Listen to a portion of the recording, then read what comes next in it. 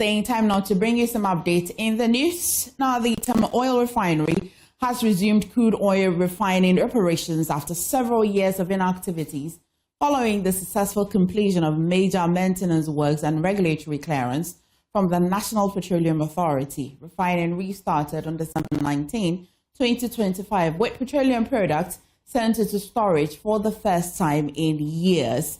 TOR is currently operating at 28,000 barrels per stream a day and is expected to ramp up to its original capacity of 45,000 barrels per day after the commissioning of the new furnace, with plans to expand further. The restart marks a significant boost to Ghana's energy security and downstream petroleum sector. The following report has more. The Tema Oil Refinery Limited has resumed crude oil refining operations after several years of inactivity, marking a major milestone in efforts to revive Ghana's downstream petroleum sector. The resumption follows the successful completion of major turnaround maintenance works on the refinery's crude distillation unit.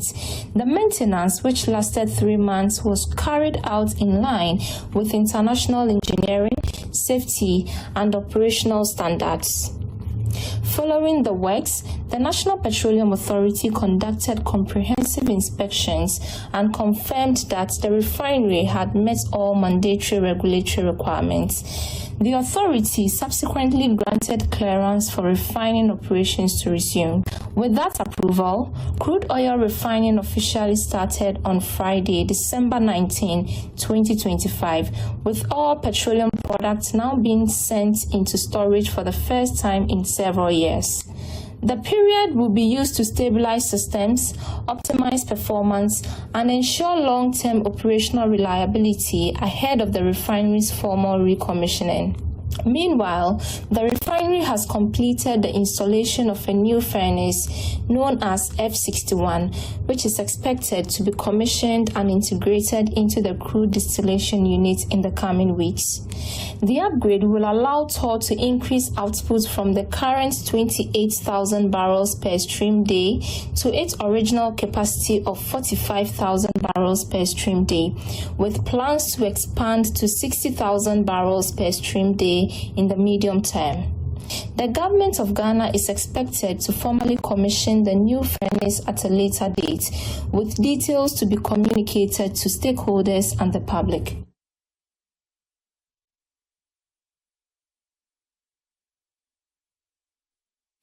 Now, the principal of Atebubu College of Education, Dr. Samuel Adai-Boateng, has called on government to grant colleges of education full autonomy as tertiary institutions. Dr. Adai-Boateng argues that the current university mentorship policy has created administrative bottlenecks hindering the effective management of the colleges. He made these remarks at the 16th congregation of Akachi College of Education in the Volta region. There's more in this report. The 16th congregation of Akachi College of Education saw the graduation of 469 teachers, with 104 graduating with first-class honors as against 49 in 2024. This feat, the principal of the college, Dr. Felix Kwame Kumejiro, lauded as unprecedented. The academic performance of this graduating class is unprecedented.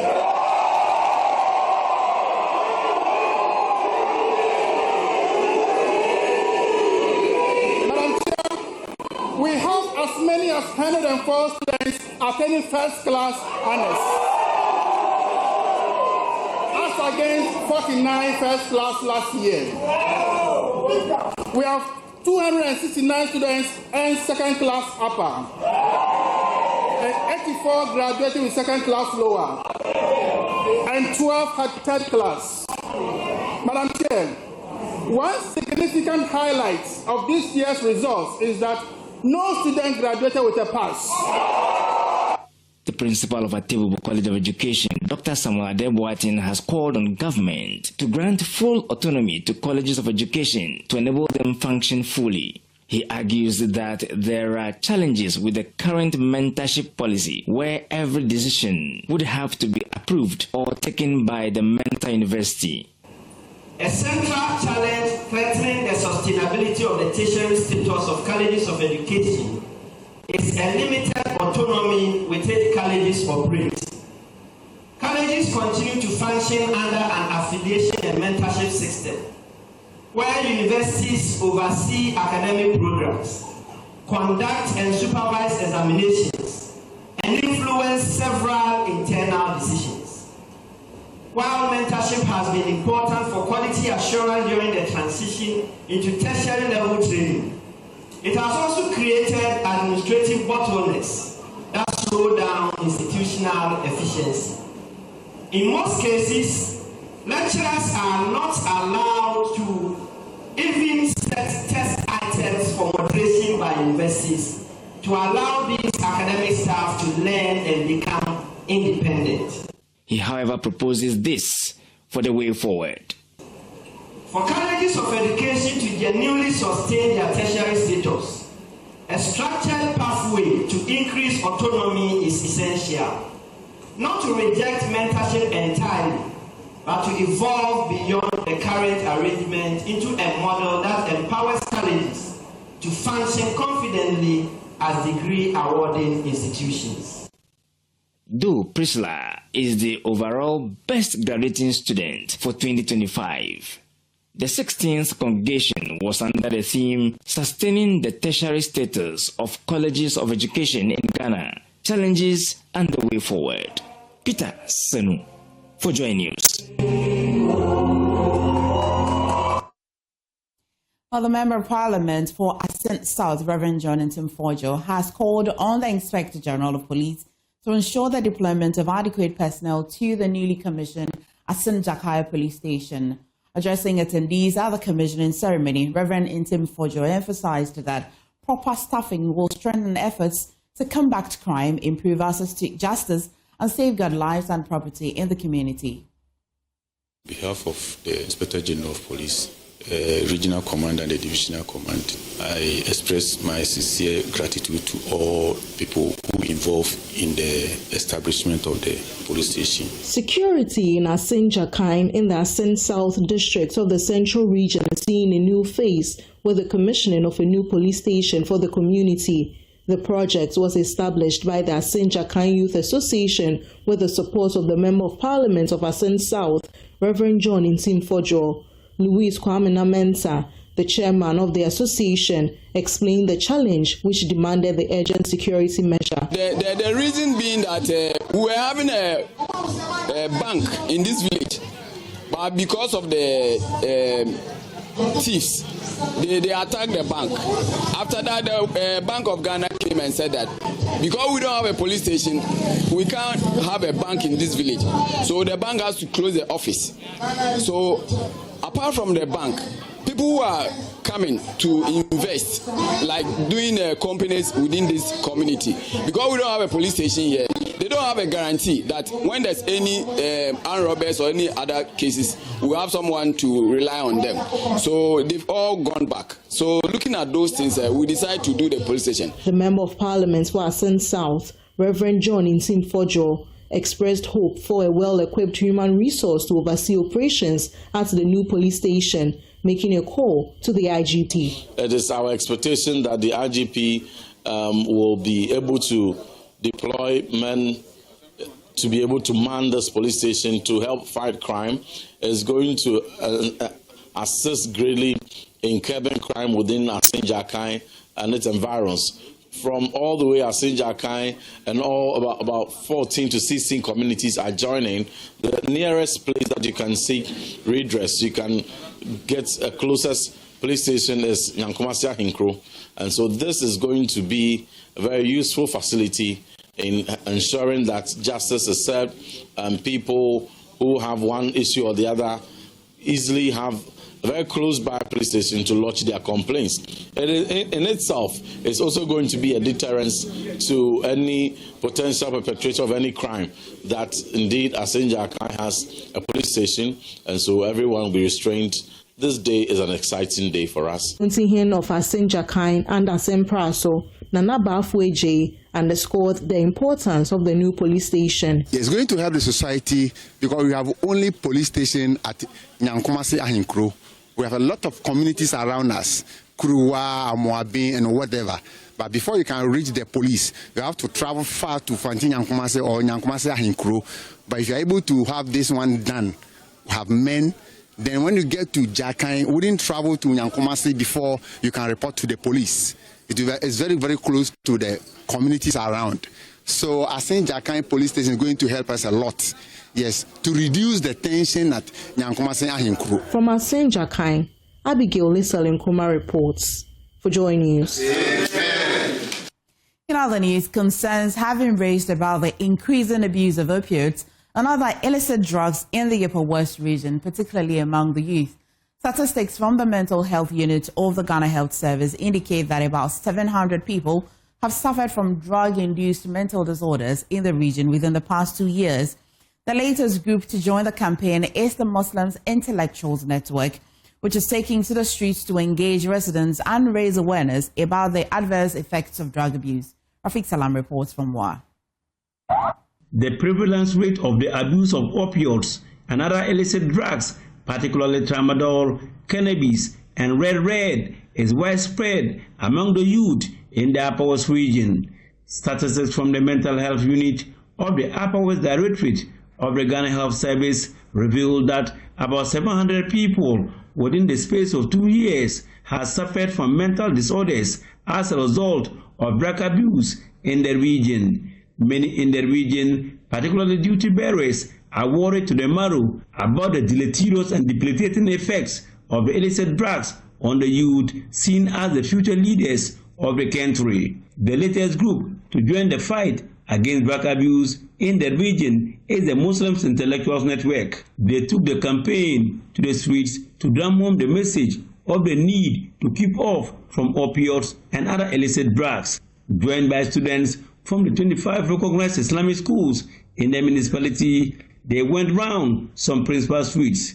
They held placards that read, "Don't trade your peace for poison. Stop drugs before they stop you. Avoid onion red. It is not a boost, but a burden, and tramadol is a trap. Don't fall for it." Dr. Mumun Said is one of the leaders of Muslim Intellectuals Network and a member of the Regional Anti-Drug Abuse Task Force, and we threw further light on it.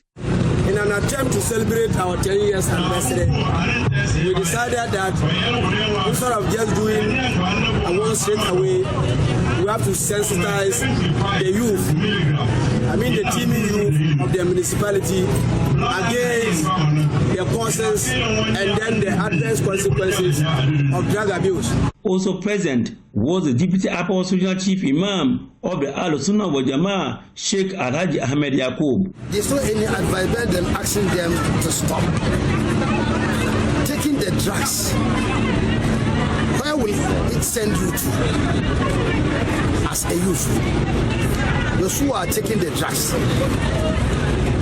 When you look at the consequences of taking the drugs, first thing, it will break your development physically. Well, those who are taking it as young, but they appear as old. They appear as old. You being a young man by 25 to 35 years, but you will be like 60 or 70 years man. That one alone is enough. Number two, taking the drugs, you cannot continue your education. Which education institution can accommodate this kind of people? Number three, I'm not talking even about employment. Some other members of the Muslim intellectuals also shared their thoughts on the abuse of drugs in the region. I wanted to empower the youth, especially for ladies, those that engage themselves into drug abuse. Today, drug abuse is something that has become too rampant in our community. People don't just engage themselves into drug abuse because they are bad. They lack support, hope, and guidance. But today, as people of the Upper West region, we came out here, not just because we don't have work to do, but because we are concerned to make the community a better one. Reporting for Joy News, Rafiq Salam. Wow.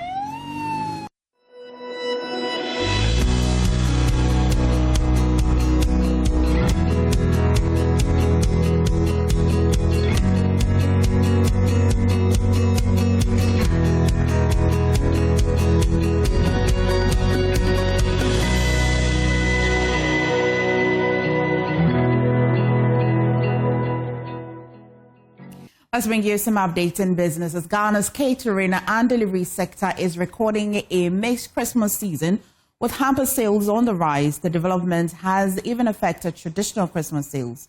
So what's accounting for this? Rosella Artego has been finding out in this report. Businesses in the catering sector are recording varied patronage this season. While some operators are hopeful for a rush of last-minute orders, others say activity has been significantly slower than the election-driven boom recorded last December. At Moyo Catering on the Spintex stretch, business remains steady but well below last year's Christmas peak. Chef Martha explains that the election season last year triggered early and high-volume bookings. It's been slow this year. Last year, Christmas started for us here at the kitchen in November. We had parties, fundraisers, different functions to cater. And through December, even on the December 25th, which is Christmas Day, the kitchen was still up and active. Last year, I had a lot more end-of-year parties as compared to this year. This year, I haven't done much end-of-year parties. I've done most Christmas hamper gifts, which is the pastries, but food not really. Delivery companies, however, tell a different story. Nationwide movement has surged as vendors increasingly depend on courier services to meet festive demand. Head of business at Shark Express, Rhoda Foley, says Christmas remains the company's busiest period despite traffic congestion and increased workload pressures. From the beginning of the year, things are more relaxed because it's like a lot of institutions are rebooting, right? So it's normally relaxed. Getting to the middle of the year, it gets a little busy, especially in the rainy season when people are not able to move around a lot. It gets a little busy during those times. But during Christmas, it gets really, really busy. There's a lot of traffic in town, so movement is not so free as it was in the earlier part of the year. During the festive seasons, there are a lot of vendors that we work with, people who do hampers, people who sell everyday items. It's generally a shopping period, right? So, I mean, we have some vendors that we already work with, but we are also calling out to vendors out there if you need a delivery partner that you want to assist you with delivery, whether in Greater Accra, Ashanti region, Volta region, Eastern region, Central region, just give a call to Shark Express. At La Paz, hamper seller Esther describes business as average for now, but expects peak activity from now through to the new year. With budgets starting from 150 cedis, her shop prepares money bouquets, gift sets, and surprise boxes for both walk-in customers and pre-orders. The market is yet to come. Okay, so today is now 24th, so I'm expecting more, maybe 25th, 26th to 1st. Maybe I'm hoping that they come and buy stuffs from us. Sometimes like order, and people can walk in and decide what's your budget. So I can work within your budget. Somebody doesn't have whatever I have here. So when the person comes with maybe 200, so it's 150, I will make sure that I get something for the person. The person doesn't leave like that. It doesn't based on order or anything. But if you order too, it is being done. Not all markets are enjoying festive gains. At Kaneshi, Chief Executive of Strong Tower Enterprise Obaya says sales this December are below last year's levels despite the relatively lower dollar rate. Last year Christmas, it was better than this year. This year's Christmas is not all that good, but last year's one, during the elections, one was better than this year. Sales were good. Last year, people were coming to buy things, stuffs, making a lot of hampers, but buying a lot of baskets and cellophane. But this year, it's not that much. People are coming, but they are not coming comparing to last year's one. As Ghana's Christmas market continues to evolve, traders say innovation, flexible pricing, and efficient delivery services could determine who thrives during the festive season. Rosla Calistego's report, read to you. Well, that'll be all for the business updates and as well for the AM news. Please stay with us more on the show. Good morning once again, and thank you so much for staying with us. Time now to review the news, but I shall quickly bring you what's happening in front of the newspapers, but maybe I shall take you online. What's the news review without my joy online? And so our top story this morning, NACOC dismantles drug den in Eastern and Greater Accra regions on Operation White Ember. Details of that is on myjoyonline.com. You shall as well find another story Fire service rescues 2 in truck accident as Esukoko. I hope I got the name of the town right. Forgive my ever behavior this morning. And then Canadian national and Ghanaian boyfriend arrested for alleged arson at Oyarifa. You want to get into that story. Passion Air female pilot shares inspiring journey into aviation. Quite an inspiring one. It's a holiday season. You want to get inspired and motivated. You should read that story. And as well, only shortlisted teachers with index numbers eligible for GES promotion exams. And as well, Galamsey operator sentenced for slashing students with blade. This story will be exciting to many who want an end to the Galamsey menace. And COPEC calls for continued investments to ensure TOR's sustainability. And this is coming at the backdrop of TOR resuming its operations. 3 injured as firefighters rescue 26 passengers after multi-vehicle crash near King Tampo waterfalls. And as well, Emmanuel Jivenu bringing you that story, stolen birthday. You want to go on myjoyonline.com, so much stories as well to read. I'll take you to City Newsroom. The story of how NACOG has been raiding the eastern and greater Accra region as well as there. Land Minister donates logistics and orders tighter control to fight Galamsey. And this happened in Elembele. And China issued draft rules to regulate AI with human-like interaction. I am here to read that story, but if you have the time, get into that as well. And in Second D, here's an update from Second D. Alleged commercial sex worker beaten by clients. It's not a story you want to skip this morning. You want to stay safe out there. And on international front as well, Trump says progress made in Ukraine talks, but thorny issues remain. We want to get on to City Newsroom to read, but let's get into the news right here. The OSP matters arising. How has your 2025 been so far in the news? But Kobe Amwa is law lecturer and aide to Kennedy Ejapon. He's been here a few times, and we shall be having that conversation on how the preparation to the January 31 election flag bearer race is panning out. How does it look? Is it still clearer? Is it cloudy, gloomy, or not? As well, Mohammed Abdulaziz is Deputy Director General, Ghana India Kofi Annan Center for Excellence in IT, as well joining us. Gentlemen, thank you so much for joining me. How are you? How's your 2025 been? How's your bronya really? Let me ask you because Kobe, how's your bronya? I think so far so good. Truth be told, because we're also in peak political season, we've not had much time to enjoy the festivities like we. Oh, okay, let me use personally. I've not had much time to enjoy the festivities like in previous times. Okay. And I mean, this weekend, we could have enjoyed more of it because of this show too. Last night, the December didn't dirty. And plus the church leadership is not so excited about the fact that we're saying December and Christmas is dirty. And so it's making... Dirty or dirty? I know, right? There's been a debate. Many say that it's not dirty, but it's just a dirty one. And so you celebrate Christmas after January 31. Definitely. But should you know, it's like blasters, right? When they are going for a match, you want to eat before the match. Would you not? Would you not have some merry? I mean, Christmas comes every year. So yeah, okay, so whatever happens. But definitely, I think we are going to be victorious. I mean, from the trends I'm seeing and from the work we are doing. So definitely there's going to be Christmas. Christmas in February. Well, okay, I look forward to that. I won't have popcorn in my hands, but I definitely will look forward to that. I mean, by the name, I'm just going to be prejudiced that it's not Christmas for you, it'll be Salah for you, or?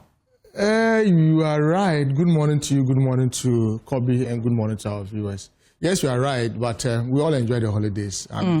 It's time to relieve some stress, stay at home, do what I want to do, spend some time with the family.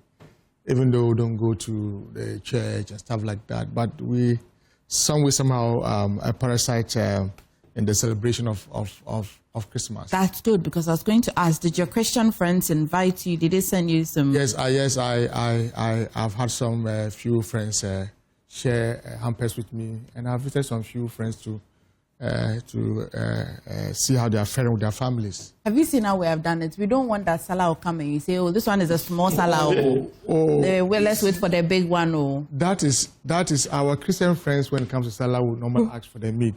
But you see, we Muslims were required to kill the animals during the big festival. Yes, John is which never comes. Every time they tell you this is a smaller one. It's a flying pin. It does. And we are required by the dictates of Islam to share with your neighbors, you know.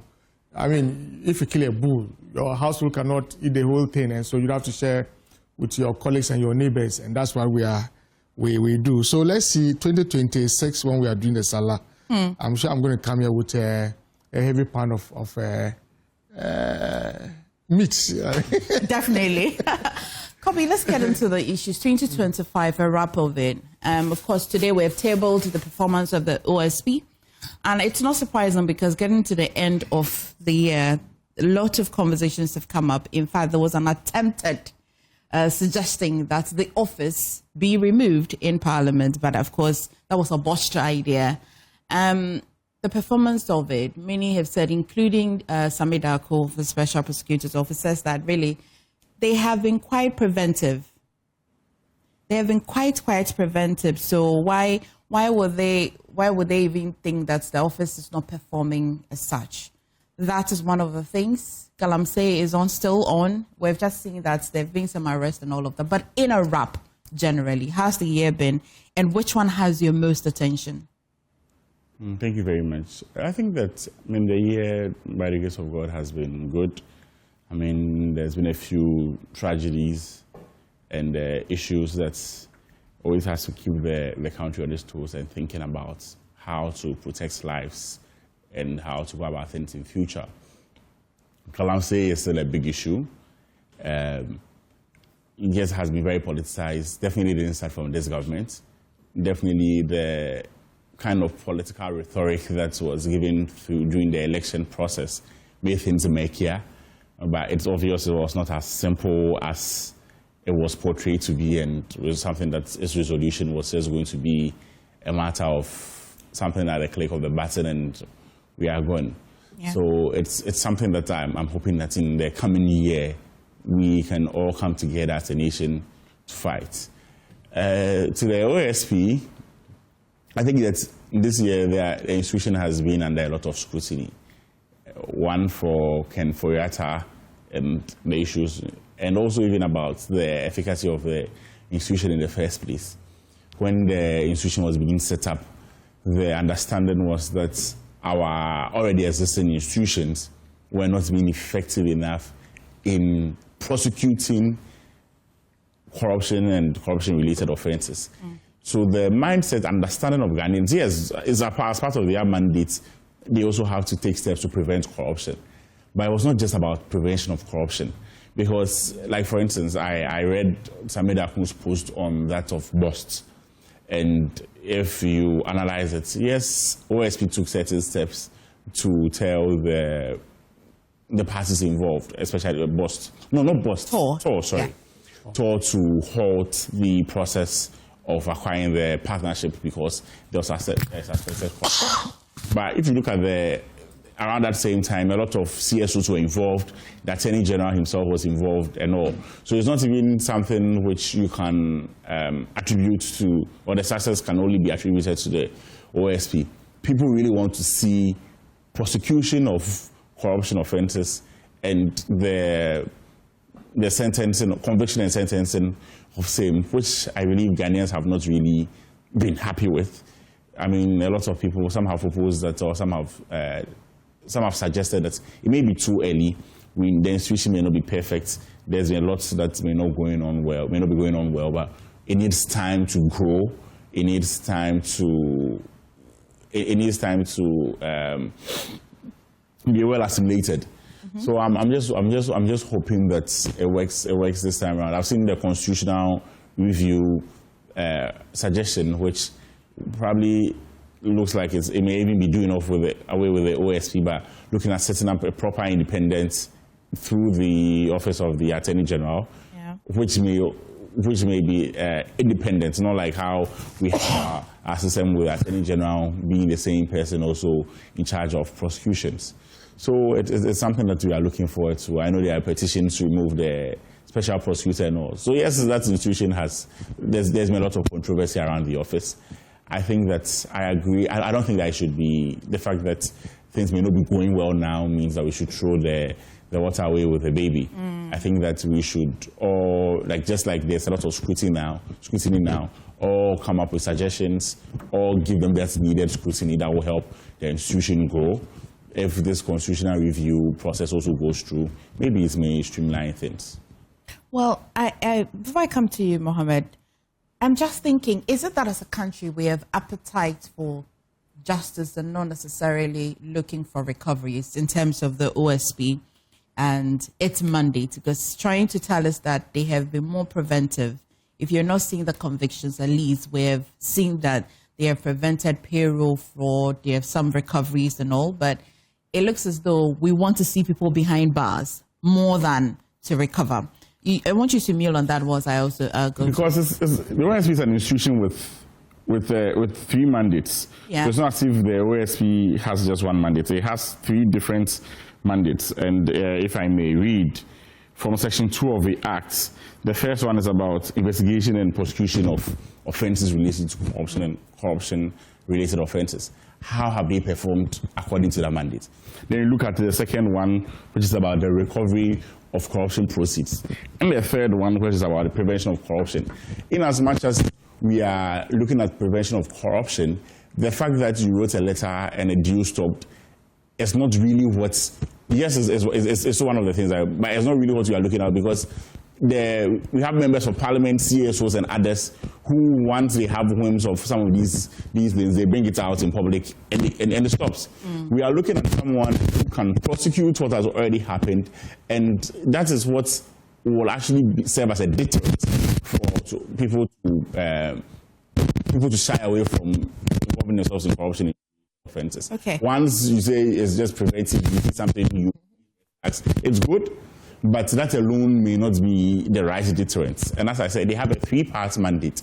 So you don't say that you are selling one at the expense of the others. Let's see how on all 3 mandates you are. And that is how you can be properly judged. Okay. Mohammed, how's the year been for you so far, baby, before you get into the OSP?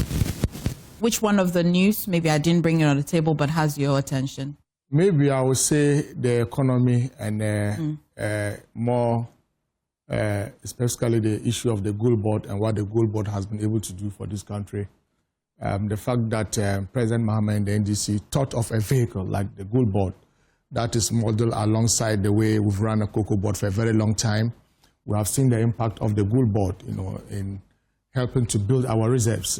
This morning, when I was listening to your radio station, the indication is that by the end of this year, our international reserves would have reached somewhere $13 billion.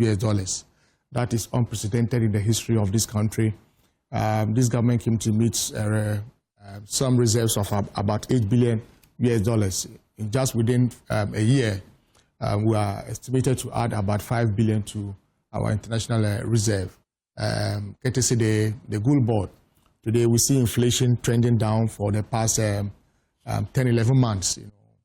Inflation is around 6.3. Hopefully, we may even get some inflation trending to 5% or even less, and that will be unprecedented in the history of this country. We have seen the dollar also stabilize largely because of the forex that the Gold Board has been able to help this country to rake in. That also has reflected in the prices of fuel products. Prices of food items are going down. What we are seeing today in this country is unprecedented. In my entire adult life, I haven't seen prices of goods generally drop down like the way they are doing today. And whilst we will credit all the government institutions, I think that Gold Board has played a very important role in the whole issue. Are you minded by the losses that the IMF has flagged? Oh, you can ignore that. I have read even the news portals, including your own. I haven't seen a place where IMF stated categorically that Gold Board has recorded a loss of $214 million. It seemed to be at the back end. It means that it is on the books of the BOG. You see, that is not true. The Gold Board, you see, we should not attempt to shift the goalposts. What we've been told is that Gold Board recorded a loss of $214 million. When you push the argument, then they tell you it is on the books of the Bank of Ghana. let us be sure whether it is the the Gold Board or the Bank of Ghana that is recording a loss of $214 million. In any case, why? And somewhere in 2023, 2022, Bank of Ghana recorded a loss of about over 60 billion Ghana cedis. The following year, 2023, they recorded a loss of about 10 billion Ghana cedis and around 9 billion Ghana cedis in 2024. I mean, nobody was called out. And so, even if it is true that Bank of Ghana recorded a loss of about $214 million, that would translate to about 1 billion Ghana cedis. That would have been a much improvement over what we recorded in 2022, 2023, and 2024. That is not to justify any loss by Bank of Ghana. But granted that was even true, if Gold Board is able to rake in about $10 billion for this country, it has been able to stabilize our economy. I mean, a $214 million loss is justified. I mean, just compare $10 billion to $214 million. And you would agree with me that even if that was true, I'm not saying it is true, but granted that was true, the Gold Board has made tremendous mark in improving our national economy. You know, sometimes, you know, the CEO for the Gold Board, Semi Jemfi, our colleagues from the NPP at all costs want to come after him, just to paint the person bad and also to attack the institution. How so? Yes, I mean, we can stick to the IMF report. The IMF I'm report telling is not you, done if by anybody the can tell me where in the IMF report, paragraph this, page this, you know, the IMF states that Gold Board has recorded a loss of $214 million. I'll be more than happy to read it. I have gone through, I haven't seen it. I am also saying that the Gold Board has posted their financial statements for second and third quarter, because the Gold Board came into being around somewhere March. And so their financial statements have been published. Nowhere have we seen any loss recorded. The Chief Executive Officer has promised to publish the end of year accounts, a financial statement, and that would also be audited. And when that is done, we will be more certain if they recorded any loss in the last quarter or not. But their financial statement for second and third quarter does not prove any loss for the Gold Board. But you see, we seem to know the cost of everything and the value of nothing. I've just told you what Gold Board has been able to do, bringing into this country about $10 billion that would have otherwise lost to gold smugglers. It's something that we must be proud of. Many say that whilst you're proud of it, why aren't you minded about the overly exposure of the gold economy or gold market to the outside world? Because Ghana is overly exposed. Many have said. How we're exposed? You see? I mean, if it makes it easy. Well, I'm not too clear with the question, but I mean, if we have modeled the Gold Board alongside the way Cocoa Board has been run, where smuggling cocoa out of this country has become a criminal offense punishable by law, and it is making gains. What I think that we should be cautious about has to do with what we should be doing to look at the long term, because if the gold prices at the international world market should tumble today, we may not be able to rake in as much as we are doing today. And so and I'm happy that the Gold Board has now started the processing of the gold in this country. In Ghana. And they are encouraging people to store their value in gold instead of going to buy the dollar. Because when you sell it in the Doré state, the value is lesser. Is that it?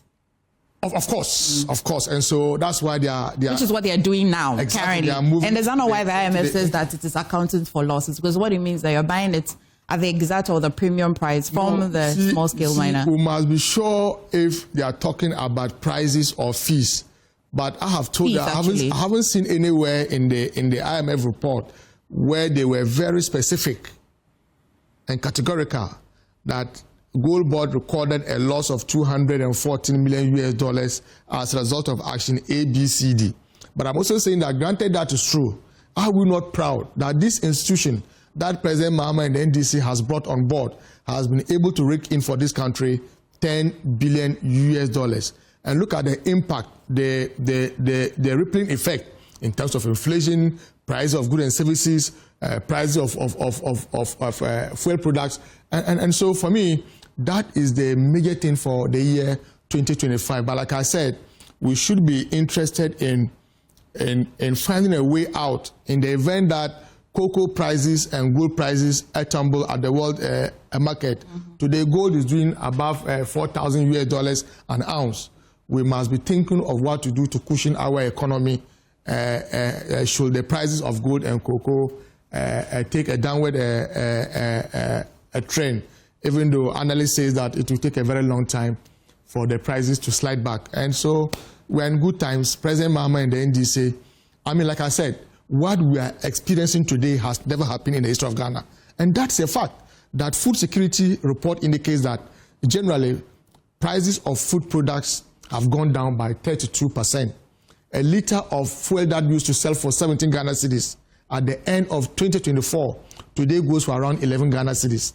In fact, at the end of somewhere November 2022, a liter of fuel was going for almost 25 Ghana cedis. We have been able to reverse all these things. We are putting money back in the pockets of the ordinary Ghanaian. People are spending less on food today than they did in 2024. When you go to the filling station, you spend less to fill your tank than you did in 2024. So all that we are saying is that is the way you put money in people's pocket. And for me, that is a major issue for me in the year 2025. I hope and pray that we can be able to consolidate all these gains. And 2026 is more promising because we are aware that government is, through the big push, going to spend about 30 billion Ghana cedis in infrastructure.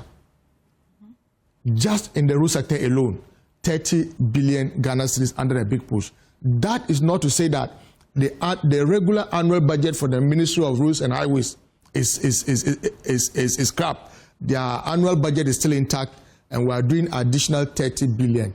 You can imagine what the infrastructure of this country would look like at the end of 2027, 2028. Do you understand the economy better? I like to think that you understand the math even better than me.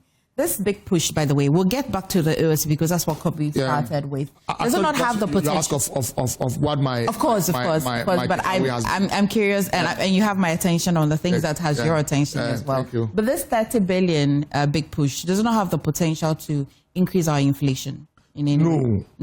Not This is not like Bank of Ghana going to print money. This money that we are coming to spend is generated by the economy itself. Okay, so we have estimated. It becomes a problem when you print money from the Bank of Ghana. The basic economics that we did in secondary school says that when the demand is high, prices will go up. When you have more cedis in the system chasing dollars, obviously the price of dollar would go up. And that's why I'm saying that the gold board even saying that now you can store your value in gold and not in dollars. So it's an integrated approach.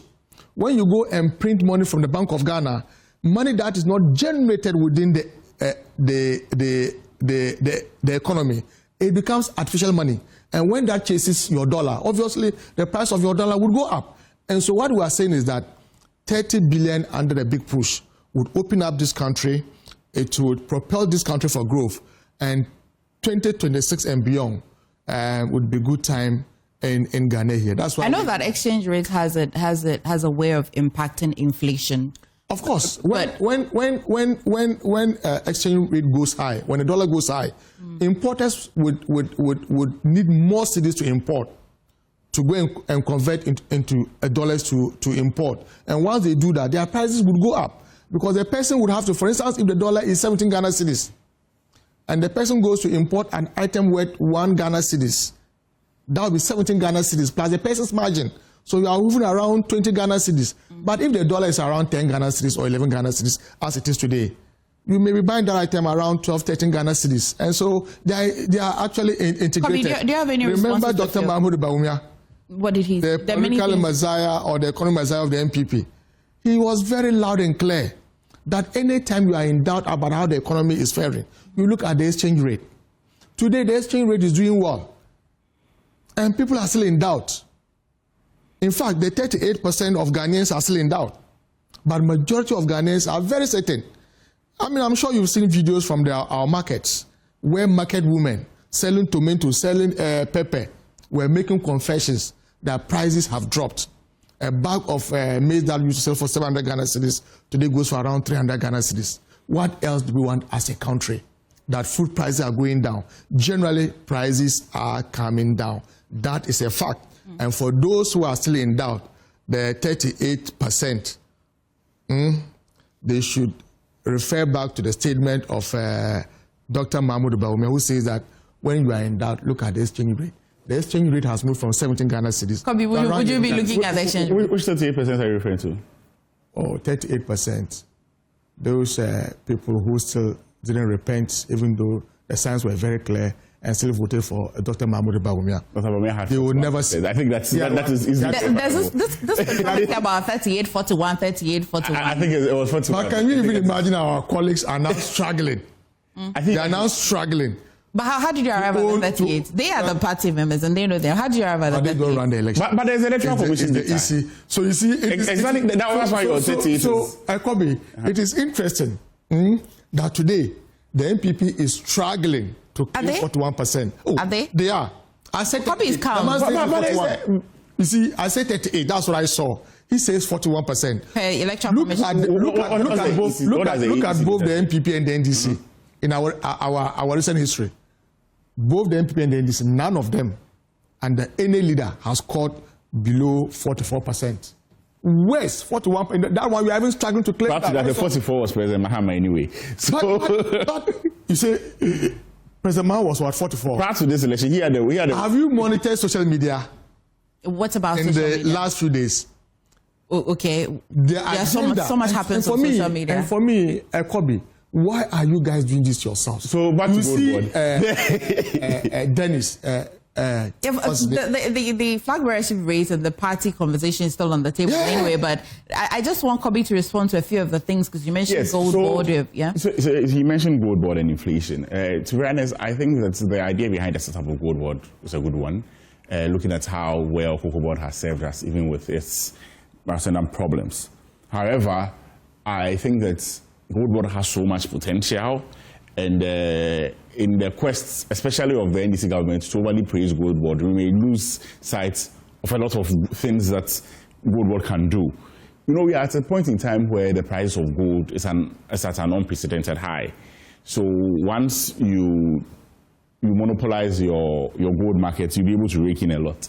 But one thing that we have not really paid attention to, I know it has been mentioned a few times, is about the role of gold board also in our environment. It's very obvious that gold board has not really aced the act of gold tracing, and the fact that everyone who will be honest will tell you that there's a lot of galamsey gold which ends up in gold board. This is something that we should really tackle, else in the quests to strengthen our economy, to have good economic independence, we may be doing that to the detriment of our environment.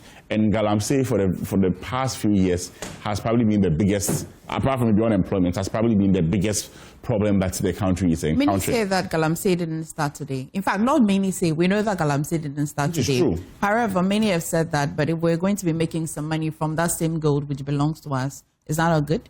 So I'm saying now we have a government institution which is doing the regulation. And at this point in time, especially when gold is at its peak on the world markets, this is also the time that there will be a lot of motivation for galamseyers to do gold.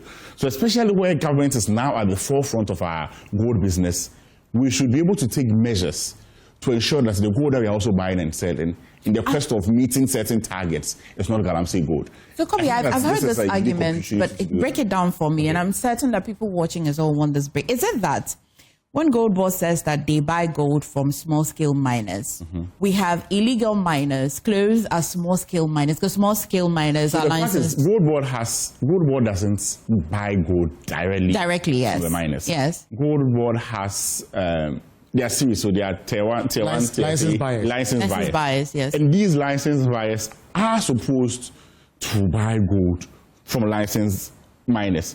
However, the process of tracing to know that this gold was indeed from a licensed miner is not there. Okay. Or even if it's there, it's not effective. Okay. So if I'm a small-scale miner and I'm even illegal, I get to sell my gold to these licensed buyers, and they intend to sell it to Gold Board. And I'm saying that this is a point in time where the motivation for illegal mining is at the highest because the price of gold are at its peak. Should Gold Board purchase it directly? Not necessarily purchase it directly, but we should be able to be very at least it brings the proximity of tracing a lot closer than if you're buying it from a third party. Or? Yeah, so, the issue of the tracing. I'm aware that Gold Board is putting in place a tracking system that would take effect from next year.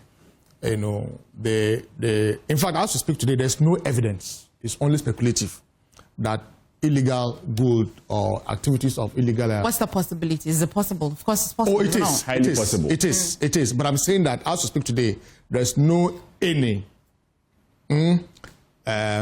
evidence to the effect that the licensed buyers for a Gold Board do buy gold from illegal miners. That has not been established. And so... Where does illegal mine gold? Oh, I am not discounting what you have said, but I'm saying that if we were to put you to some strict proof that this ounce of gold that Gold Board has exported came from an illegal miner, you may not be able to prove that. But that's the thing. If we do this, we'll be running away from what we know as facts, right? But the tendency for that to happen is there.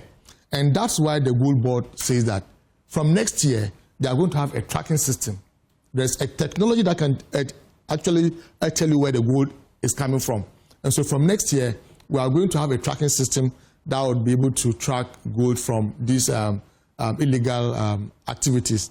Because apart from just generating the forex, we're also interested in preserving our environment. Mind you, the Gold Board, their responsibility does not extend to fighting illegal mining. They only support it. And so other agencies must also complement the activities of the Gold Board to ensure that we deal decisively with the activities of illegal miners. You know when and how we got to where we are today. Kobe, is that so? The Gold Board Act... complicit in illegal mining. People who were supposed to fight the illegal mining were those fronting for it. In fact, we have seen Abronya says that even some mining sites, some illegal mining sites, were labeled present mining site. At that time, President Akufo-Addo was a president, and that was never closed down. And so there's that political will on the part of President Mahama and the NDC to deal with the activities of illegal mining.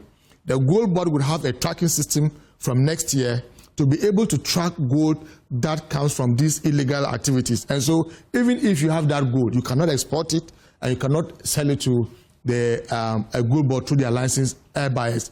You are better off not doing it with the risk that goes. That's it. Well, in any case, I agree with you when you ask the question that, okay, granted that some gold from the illegal activities is able to slip into a Gold Board. The first scenario, our environment was still destroyed and some criminals enjoy the booty from that environmental destruction. Today, even if the environment is destroyed, I'm not saying that it is so, the state stands to benefit in terms of a forex. But from next year, you can be rest assured that all the things that I agree with most of the things that you have said. I'm not... Probably has to land, though. It's not landed. Yes. So as I said, I mean, yes, government has said a couple of times that they are taking steps, but it's been a year. And the level at which our environment is being degraded, I don't think that it is something that we can attribute only to the NPP, NDC government. This is something that has been there like in previous governments. However, this is the government in power. I agree with so the government has to make sure such steps are taken. Also on the performance of the economy, I think that the IMF program is also helping. I'm not saying that there's no credit to be taken by the ministries. I think that the IMF program is helping because when you have an IMF program, they help you with getting a lot of market access. So you're able to go into the market to borrow or to be able to do business. There's much more fiscal discipline because by virtue of the technical support and also by virtue of the benchmarks, you have to be disciplined in order to meet these targets and for the next tranches to be released. So we are really going to know the true performance of this team after August. After the program ends. Yeah. And that's the tricky part. I mean, we've been to IMF 18 times. Almost all the time during the IMF program, in the immediate aftermath, things seem to be good. But when the governance is left for the people in charge, that's when we see their true performance to know whether or not they are managing the economy well. I mean, every Ghanaian now should be happy that the dollar looks quite stable. But we are hoping that we're able to put in place certain measures and especially know how government will ensure that this is something that continues. Because every time there are IMF programs, it looks... And the funny thing is that what usually happens is that IMF, anytime there's an IMF program, there's a lot of regime change because the economy gets so bad that by virtue of that, people vote out the government. Yeah. And the new government comes and they inherit they inherit the positives of the program. So at every point in time, the government starts, well, oh, everything, and this is across the world. Everything is going well, and the currency is stabilized and everything. But mind you, you're on support. You're on life support. So when the support is taken, that is a period that we get to know the true strength of the managers of the economy and how it's going. So, I mean, I think that so far it's going well.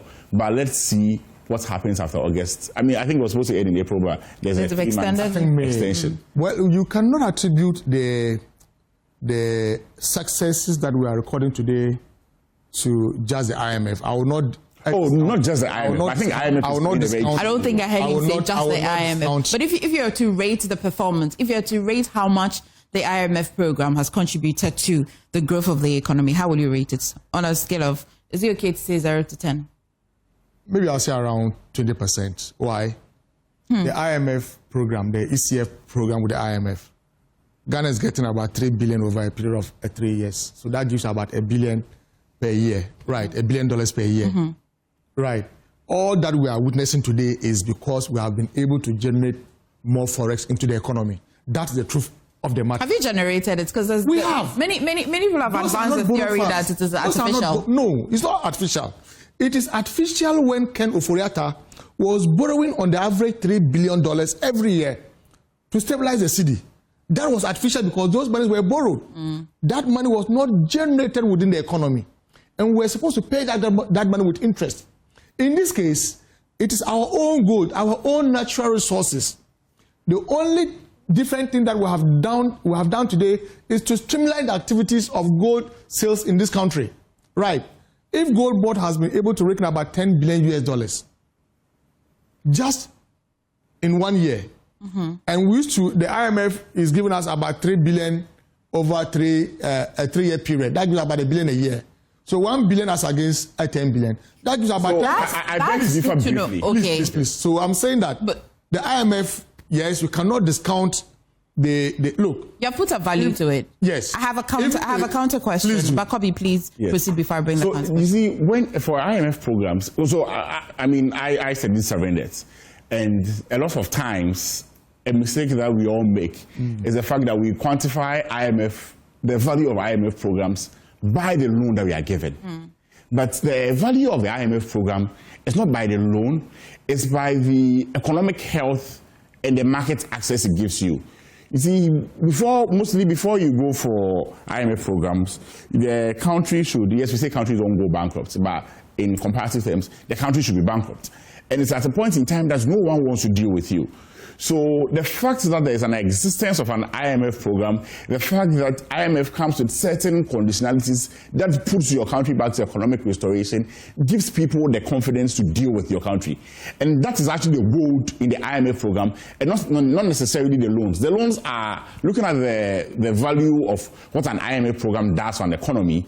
The loans are just a minute part of it. Because you say the loan is 3 billion, but now you have the market access to deal with other countries. You are not seen as you're not seen as a country where no one can deal with you because you don't have that credibility. It gives you that economic and policy credibility to be dealt with. So I just want us to. I think I agree with you. I think I agree with you. To this, and I'm saying that it's not just like NDC. So look, a lot of commentators, they say, oh, even this 3 billion, if you had set up 1-2 businesses, or this, we could have rigged in 3 billion. I even heard someone say that if government had done better and put in some odds, we could have rigged it. You could have easily rigged it at 3 billion. So, but Mohammed, you hear the argument. I agree with Kobe that the policy credibility is so important. But because you asked the question of quantitative metric, if I was to look at let's put it in the middle line, quantitative and qualitative. What's the value would you give it? So for the monetary, you're giving it 20%. Or even less. But see, when the Minister for Finance was being vetted by a parliament for his current office, he made 3 things very categorical. That he wanted to cut expenditure. That was not an IMF speaking during the vetting process. And that he wanted to stabilize the local currency. It is expected if you're on an IMF program. Austerity is number one. I'm saying, even under the IMF in 2024, we were still not able to cut expenditure. Sometimes it's the person in charge. Why? When you talk about policy slippages in 2024, the IMF said that you could not meet your indicative target. It's there in 2024, even though you were under an IMF program. Sometimes it's the person in charge. Probably do you agree? Because I agree. I agree. 2024, for instance, you were supposed to achieve an inflation of around 18% at the end of the year. You ended up doing around 23%. Yeah. You were supposed to do a primary surplus of 0.5. You ended up doing a deficit of 4. And so sometimes, even though you were under an IMF program, you were still unable to carry along the terms of that program. Within just a year or less than a year, Atu Forcing at the end of the second quarter did a primary balance of positive 1.1 as against negative 4.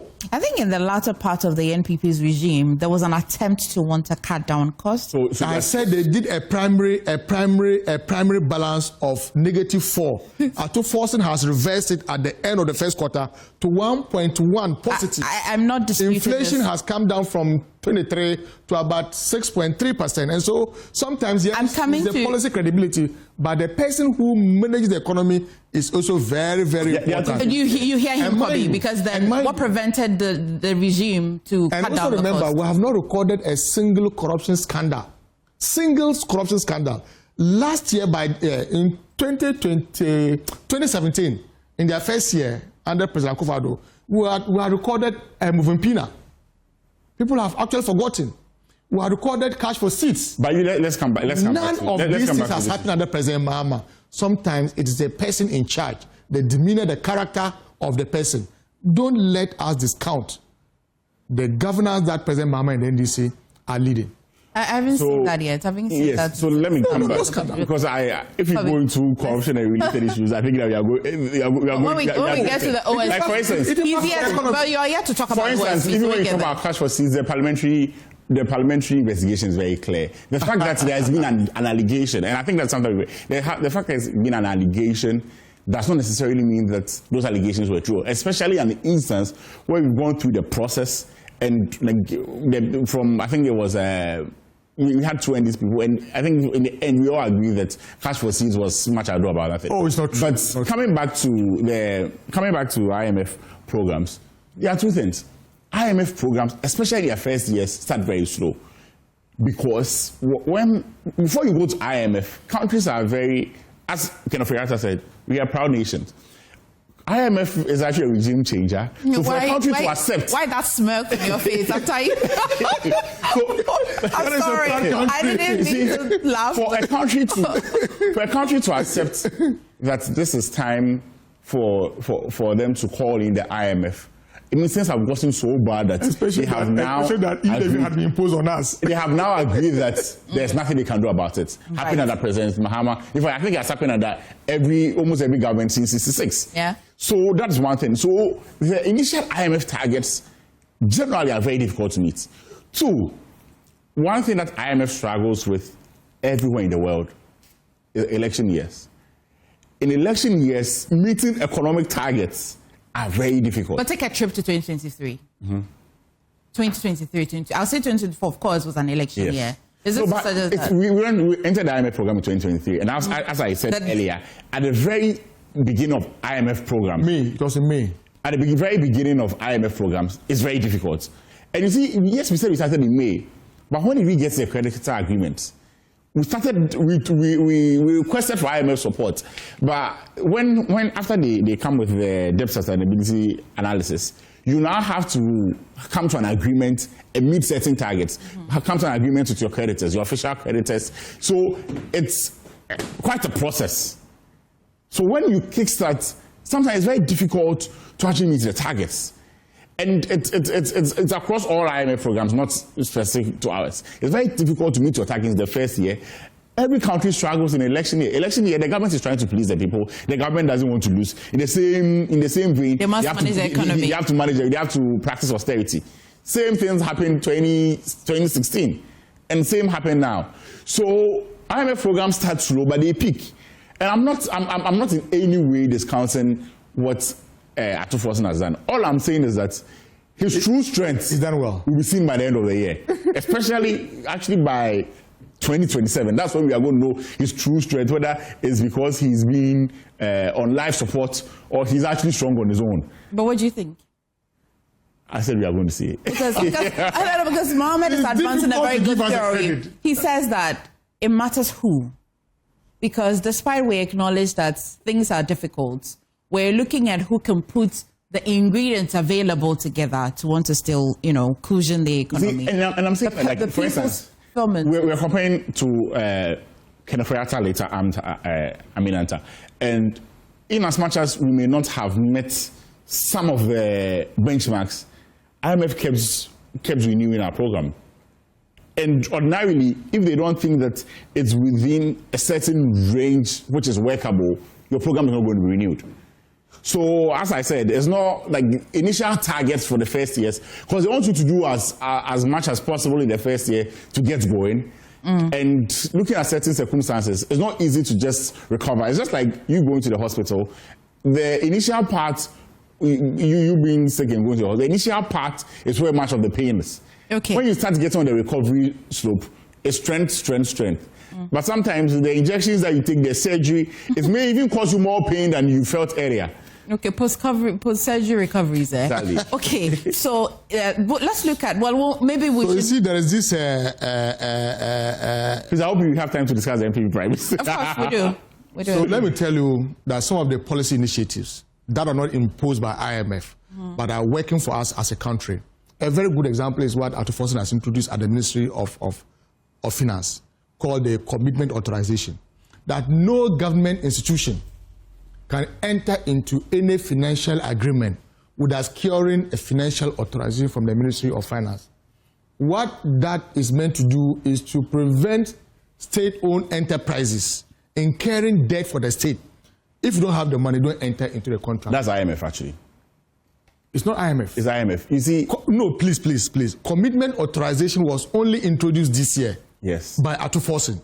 It's not part of the IMF conditionalities. You see, the man says that, please. I'm sure you may have time to rebut if you want to. You cannot incur or enter into any contract without receiving approval from the Ministry of Finance. Today, Ato Forson is passing a law on value for money to establish an office for value for money for all government contracts. One of the problems in this country has to do with the inflation of government contracts, where ambulances are bought. Somebody can go and buy an ambulance at, let's say, $10,000 US. The president's daughter can go and buy it at $50,000 US. But let's be clear. I don't think ambulance would be the perfect example here. Why not? Because ambulance are too forcing in the same sentence. Why? So it's just... That was just by the way. You were talking about the system clearing somebody. A court of competent jurisdiction cleared Ato Forson of all wrongdoings, right? But the matter was But I'm saying that the daughter of President Akufo-Addo bought ambulances at a price higher than other vendors did. How about just laugh about it and continue with it? And so Ato Forson has established what he calls the value for money. This is it directly Ato Forson, or it is some sort of indirectly required by the IMF? It is not part of the IMF. It has nothing to do with the IMF. I'm saying that commitment authorization, for instance, one, the establishment of the value for a money office to ensure that government contracts are not inflated is another. These are not part of the IMF conditions.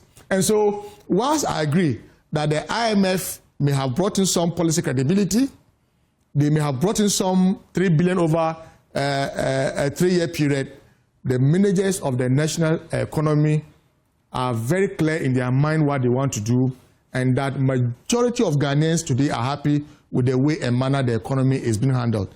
And so I have been able to establish this morning that economic environment under President Mahama today is much appreciated by most Ghanaians than it was under the NPP. That is a fact. Okay, Kobe, please respond. I see that you... Yes, so I think what I was talking, where he's talking about the fact that government is taking measures to ensure that all other, especially the state-owned agencies, require approval from the ministries before the... Minister of Finance. Minister of Finance, actually, yes, before they go into certain agreements. I'm saying that, my response that's from IMF. You see, I've worked closely with IMF before, especially with IMF programs and conditionalities. IMF doesn't have a very good name. When I say IMF doesn't have a very good name, the sense that a lot of times when IMF is mentioned, the public always thinks that IMF comes with a lot of hardships during governments, Like, for instance, during President Mahama's time, the IMF conditionalities that prevented the government from employing people. So people now think of, once you go to IMF, there's going to be hardship. Under NPP, there was domestic debt exchange and all. A lot of the IMF conditions, and they don't make them public. They make them through the government, so it looks like it's more homegrown and government-owned.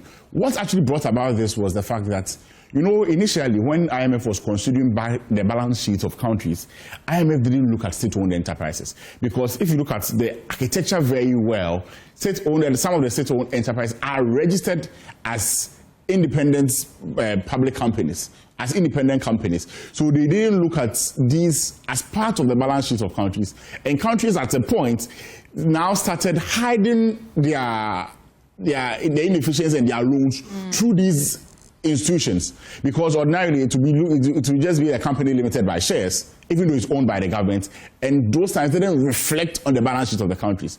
So IMF started becoming very stringent on this, and now suggesting that now all these state-owned entities will need approval from governments, because the charter and the defense of government all the time was, yes, we may own them, we may have some shares in there, we may have 50%, 60% in there, but they're independent of us. So IMF has been very categorical about it. But the thing about IMF conditionalities is that because they want the countries to be seen as owning the programs, it's not all the conditionalities that they make very public or make announced, okay, we are making you do this, do this, do that. So that's why I'm saying that a lot of times the government, and it's not just an NDC government, worldwide, the government is seen to be owning the programs, owning the reforms. And it's all part of the health of the economy. You see, when people have one thing that really affects, and what usually happens is that anytime there is people going to an IMF programs, a lot of the times the finance minister has to go off. And that's what, even if you look at that Keneforiata, I realize a lot of NPP people were pushing that Keneforiata needed to go off. Why? Because your confidence even in your minister and the handlers of your economy helps with the economic growth. Helps if you have a system where people don't even trust the handlers of the economy. The nature of which you may not even decide to spend. If you don't trust your accountants, you may be very skeptical of the things that you do or how to handle things with them. So in the same vein, even the confidence in the manager of the economy is all part of the strategies that the IMF employs to help a country grow. IMF has a report on how conditionalities and how they are enforcing conditionalities 2024. Okay. And some of these things are what they detailed. So yes, some of the reforms may be seen to be coming from the ministry, but actually from the back end, they may come from the fund. It means we have to take your word for it. Because then if the IMF is known for making information public, No, so not everything. Not everything. No. If you want to the health of the economy, it's not everything that you can make. What Kobe is telling us is that the bone of contention here is that issue of commitment authorization is an initiative of Ato Forson and President Mahama and the NDC. He says no. He says that it is part of the conditions from IMF. Now, Kobe is telling us that those things are not necessarily put in the MOU or the agreement. In the public, no, you see, the public, public domain. How can we verify what we are saying? And I'm telling you, so you see, you look at. We are taking your word against the government. So okay. I'll share. That's what maybe after that. I'll share with you IMF. What of value for money? IMF. What of value for money office? And I'm telling you. Okay, let's talk about the elections. Wait, 2 days to. I thought you also tabled the issue of the OSP. Yes, but you were so passionate about the gold board. The issue of the OSP. I want to go to the NPP yes, but primaries happening. The issue of the OSP.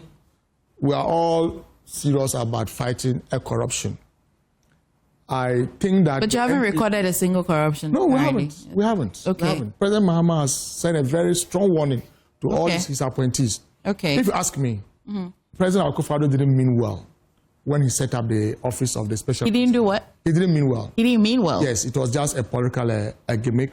Remember, his first appointee for that office was Martin Amidu, who at that time had fallen out with the NDC, and so he wanted to I've even appointed somebody within the opposition when he knew very well that Martin Amidu was not too well with the NDC. Kisi Ajabin, for me, right from the onset, I have been very clear about it. That I don't trust that Kisi Ajabin will do a good job for this country. I'm not saying he's not a good lawyer, but I don't believe that Kisi Ajabin would be a good job for this country. A lot of contradictions in what he says. I don't think that he means well. This Kenofurata issue, I have my belief, which I may not have material evidence to support, that he does not mean to bring Kenofurata back home. Look, when he arrested Martin Kpebu, for instance, look, I'm not a lawyer. You are a lawyer. Martin Kpebu had raised questions about his conduct in his office. We've raised questions even about presidents, let alone a special prosecutor. What he did was to arrest him and to handcuff him. What for? Just showing power. Look, his mandate is related to only fighting corruption and corruption-related issues. When somebody levels against you, you have no right whatsoever to arrest that person. At best, you can go and report to the police. And I wasn't also too enthused about some members of parliament on our side initiating a move to get that office scrapped without the approval of the executive, because it is an executive office. And so for me, Kisi Ajabin, no. The office of the special prosecutor, I don't know. The recommendations of the CRC is talking about consolidating all these institutions, the Yoko, special prosecutor, all those institutions that are actually supposed to fight corruption. They say it should be consolidated. How that will be done? Look, in this country, you can go and ask the clergy to appoint an officer to fight corruption. It will still be that person would, in one way or the other, be aligned to party A or B in this country. Kobe, so we've just got a few days to January 31. He's made his point about corruption, but let's move to the election. I'm quite curious. So winning an internal election is one thing, but winning the general election to become president of this country, of course, Ghana, what's giving Kennedy Agyapong that impression that maybe if he's able to win internally, he can still win against the NDC? What's giving him that? All right, thank you. I think that Kennedy is a kind of leader that Ghanaians are yearning for as of now. We are in a country where our biggest problem as of now is... What data are you using to support this? So I'll get to it. We are in a country where our biggest problem is unemployment. Every national security report, and almost all, even issues in relation to Galamsey, when you discuss Galamsey, the first question people ask you, there are 3 billion people in the value chain. Where do they go from here? So our biggest problem is unemployment. And Kennedy is someone who has demonstrated a lot of passion to resolve the issue of unemployment. He's someone who has, in his own small way, taken a lot of steps to resolve the issue of unemployment. And that's something that Ghanaians are really yearning for. And he is someone who, through his campaign, has shown how and what Ghana needs to do to employ a lot of people. For instance, I mean, he comes at one thing that he touts is that he, as a politician, he's created thousands of jobs. And he shows his factories and what he's done in certain value chains. And every constituency that he goes to, he shows what can be done there and what can be done to improve the lives of the people. For instance, he has promised to move the Ministry of Agriculture to the northern region. To the northern region because he looks at the kind of arable land that we have there and the fact that governments throughout the years has not been able to put in place the right policies to ensure that the northern region, looking at its potential, is used to feed the country and the whole continent. The fact that most of the things that we consume in this country are imported. But these are very, very simple, low-hanging fruits that we can take advantage of. The fact that from northern Ghana, from Tamale Airport to Europe is just about 5-6 hours. And in Europe, there's a lot of demand for things like flowers, fresh vegetables and all, and we are not taking advantage of this environment to ensure that we produce, and through cargo transportation, we send these produce there to end the foreign exchange that we want. So he's someone who has spoken about, who has shown a lot of passion for jobs, and he has shown that he has what it takes to do so. He has what it takes to do so in the sense that as NPP, we believe in private sector-led job creation.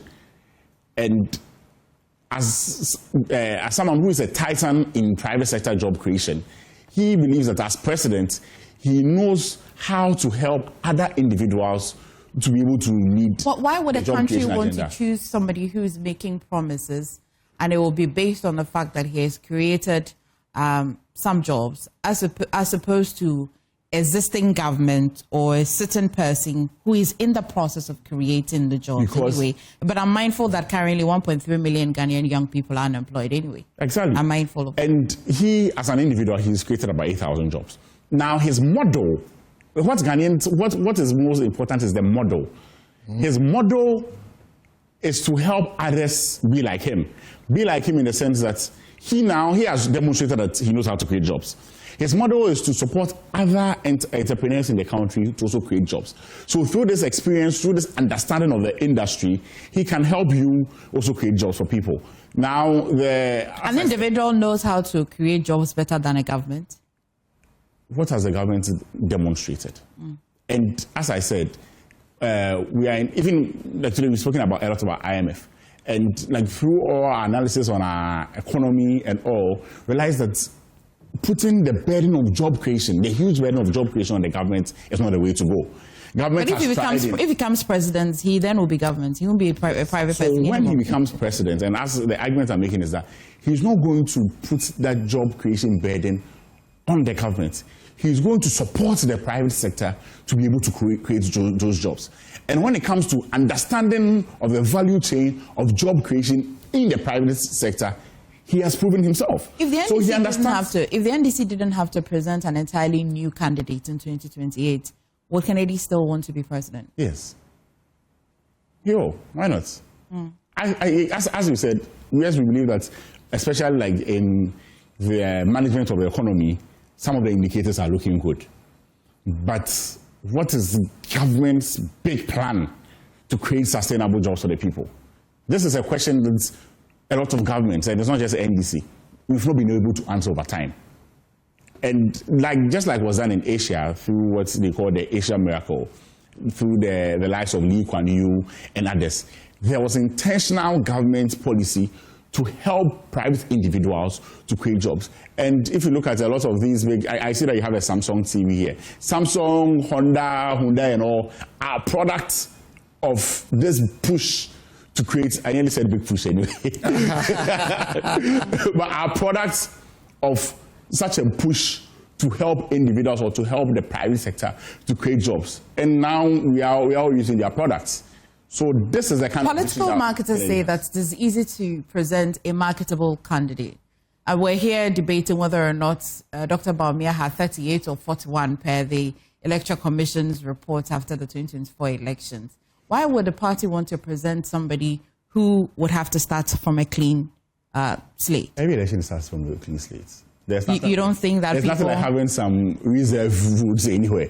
Every election starts from a clean slate. Are we certain about this?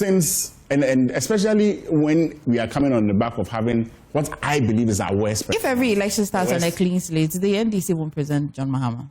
Pardon? If every election starts indeed on a clean slate, the NDC wouldn't have presented President John Mahama because they think that he was well marketed. But if elections were not starting on a clean slate, President Mahama in 2012, right, performed better than in 2016. So if elections were not starting on a clean slate, then the statistics also shows that the second term of every government, they don't particularly perform very well in their first term, Exactly. That clearly shows that elections don't start on a clean slate. Because if they are starting on a clean slate, it means that you're expecting them to have the same. Isn't it voters that just get tired of? No, I think that there are lots of factors. The syndrome of 8 years. There are lots of factors. But even if you're talking about a syndrome of 8 years, looking at the NPP in our history, how have we performed? Like President Kufuor in his second term did better. Even when he was contesting in the second term, nominal votes rights, he did better. President Kufuor had 5.6 million votes in 2016. In 2020, he had 6.7 million votes. That's the highest or the peak of NPP's votes. From there, we reduced to 4.6. And that's the biggest dip in the history of our politics. In one sentence, why should they vote for Kennedy? Kennedy is the person to solve the problems of Ghana. He's the person to create jobs. One key thing that is missing in this country, one key thing is that the youth of the country are yearning for, is a leader who they believe is disciplined. Discipline has been something that has been a big issue, and Ghanaians want to see that leader who makes sure that things are supposed to be as it is. And there's a very worrying trend. In fact, if you look at Musa Dankwa's post and other things and other conversations, there's a very worrying trend that some of even our youth are yearning for military governments. Are you aware of that? And that is something very dangerous. If you remember, during President Mahama's inauguration, there were 23 heads of states there. The one who had the loudest cheer was Ahmed Traore of Burkina Faso. And why? Because people think that military governments are very disciplined. People think that they don't allow certain untoward things to happen. And in that quest, they forget the excesses that comes with military governments. However, someone like Kennedy Aponte is someone that, whether you hate him, like him, his kind of disciplinarian nature is something that people believe in, and that gives him that extra edge over any other candidate that then people present. All right. Mohammed, this matter there is not your... Please, I want MPP do fear some. Remember, yes. So this is just home matter. That's President Mills. Yes, that's President Mills has said that. Yeah, do fear some. So I'm not asking you a question about this. I wish. It's just a wish. What's the wish? I could go by the principle of do fear some and not say anything. But you see, the NPP is a public institution. They are campaigning to govern this country. To the extent that it's a public institution, we all have the right to comment on it. No, today I insist that do fear some. But anyway, we're wrapping the news review segment. I wish I had some time to deal with their candidates. Which one would be better for you, Bawumia or Kennedy? If the NPP presents Bawumia, Kennedy, Brian, any of the 5 candidates, of course, Dr. Dichum, all the 5 candidates. I think the NPP actually made a mistake in 2024. They should have looked for a more credible person to lead them. But they still went in for Dr. Mahmoud Bawumia. We all know that the NPP is seen largely as an account-based party. If you think that it is accounts that vote for you, why did you abandon them as your flag bearer? See why I said a very big But anyway. But how I wish I had time to talk about this. Don't worry, we have till the 30th, when the 31st will be the election. But please stay, you're watching the AM show. Kobe, thank you so much. Mohammed, thank you so much. Enjoy your holidays. Please. Thank you for staying with us. You're watching the AM show. Now, today, the Institute for Education Studies has launched or will be launching its Education 365 Report 2025, offering a comprehensive data-driven assessment of Ghana's education sector, right from basic and secondary education, TVET, and even tertiary levels. And joining me, for us to understand that report, just maybe, you put some understanding to when you get to read it eventually when it is put out there, is Patrick Appiah-Dankwa, he's Deputy Executive Director for Institute for Education Studies. How are you doing? Merry Christmas to you. Merry Christmas to you. You say that you're slightly under the weather. You feel better? Yes. Okay, okay. That must be a lot of work. A lot of work. A lot of work. Okay. We're also joined by, we shall be joined by Dr. Pete. Okay, well, you're joined, your director himself as well. Yes. Dr. Peter Enti has joined us as well via Zoom, but I definitely love it in studio. First, Doc, Merry Christmas, Happy Holidays, and thank you for joining us. Merry Christmas, Happy Holidays to you too, and good morning to your viewers. And good morning to Patrick and everybody else. Okay, all right. So this is very comprehensive. I looked at the data yesterday. I looked at the report yesterday. Very, very comprehensive. I promise I was unable to finish the entire report. When I heard that Patrick is coming, I said, well, what's my business? He's here to tell us. Tell us what went into the report generally, how you put the data together and all of it. Okay, so we had to do a lot of extensive research to come up with this report, and this basically an aggregation of all that has happened throughout the year when it comes to education. So, in fact, I'd say, as a research student myself, I'd say we've done about 99% of the work, because definitely there will be other areas that vicariously you'll not be able to add. But on the balance of probabilities, almost everything that needs to be discussed has been put in here, and has been rightly put on our website as well, so that you can also check it out. I know it's a lot of information. It is. Yes. It is. What stood out for you particularly? I mean, of course, you've been with this institute for a while. When every time there's issues about education, we're either talking to the director himself, and so most of the issues are not surprising. But usually for a researcher, by the time you put the data together, some part of it which you probably lost focus or sight of would come as a shock to you. Which part of the report shocked you most? Talking about shocks, I'd say which part of the report rather interested me most. Okay. And that was the fact that almost all the issues that we have in here or needs to be discussed borders on finance. So that's the part that interests me, that it's one area that when it's solved, will solve about 90% of our problems in education. Yes. Okay. Let me go to Doc. Doc, thank you for joining us once again. So the report is ready, very comprehensive. Patrick has been telling me what is of interest to him.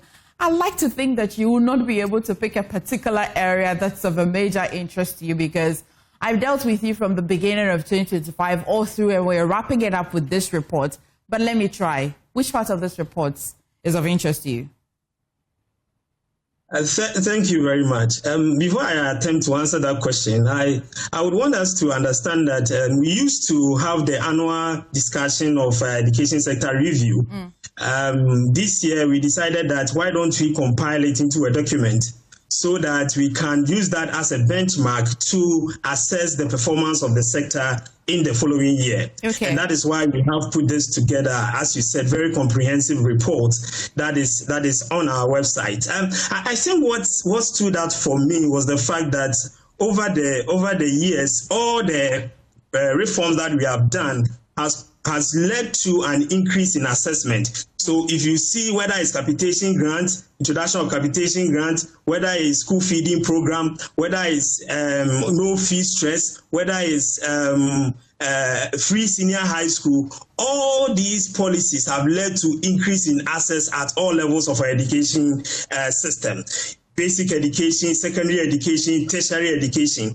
All these kinds of policies have led to increase in access. But interestingly, we have not had a comprehensive analysis of how the policies have also led to improvement in quality. So that is what stood out for me, that yes, we've done so much well with access at all levels of our education based on the policies that we have introduced, but it seems that quality have not been at the center of our policy discussion, and that gives us a clear-cut direction as we move into 2026. Okay.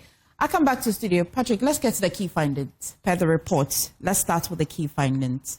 Which one are you starting with? I think let's go to page 12. Okay.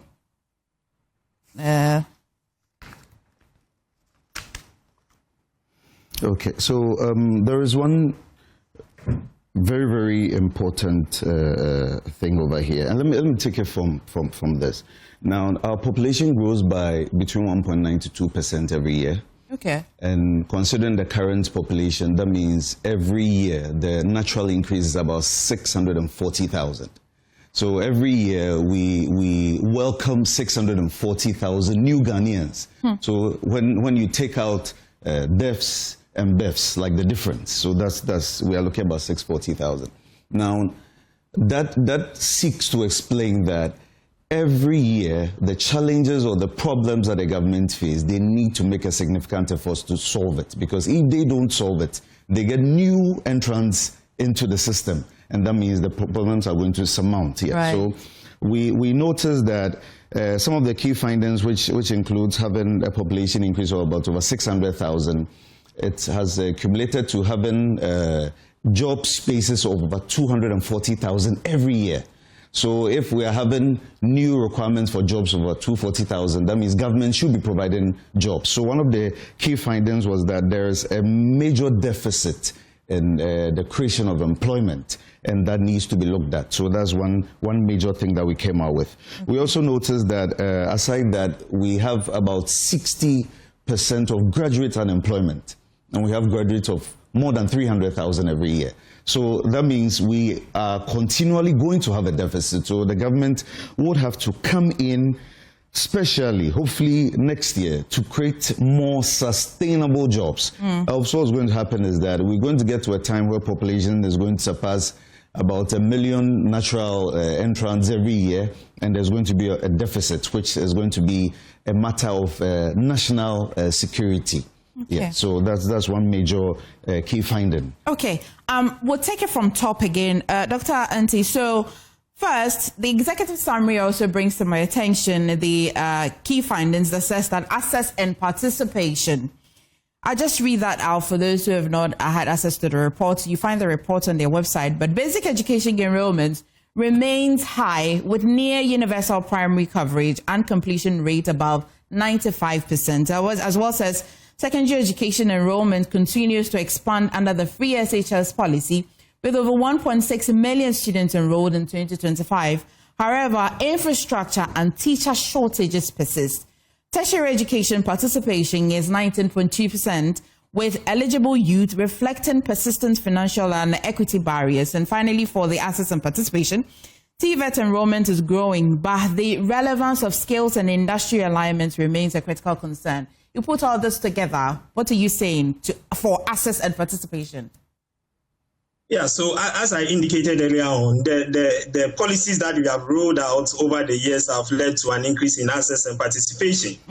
However, we have challenges with school work transition, and that is what Patrick was trying to communicate, that although a lot of people seems to get access to education, the end result of any kind of education is for the individual to have a private benefit and also to have a public benefit, and that is what we call social benefit. The society would have to benefit from them. So if government is paying no fee stress, if government is doing free SHS, it is an investment into the human capital of the country, and that investment needs to yield results. So if at the end of the day the person is not contributing to the growth of the economy in terms of employment availability, and he's not also benefiting privately, then it means that that investment has not yielded any kind of benefit, and that is the critical point of the access and participation. So whilst you are creating access, you need to ensure that you have the people going through the system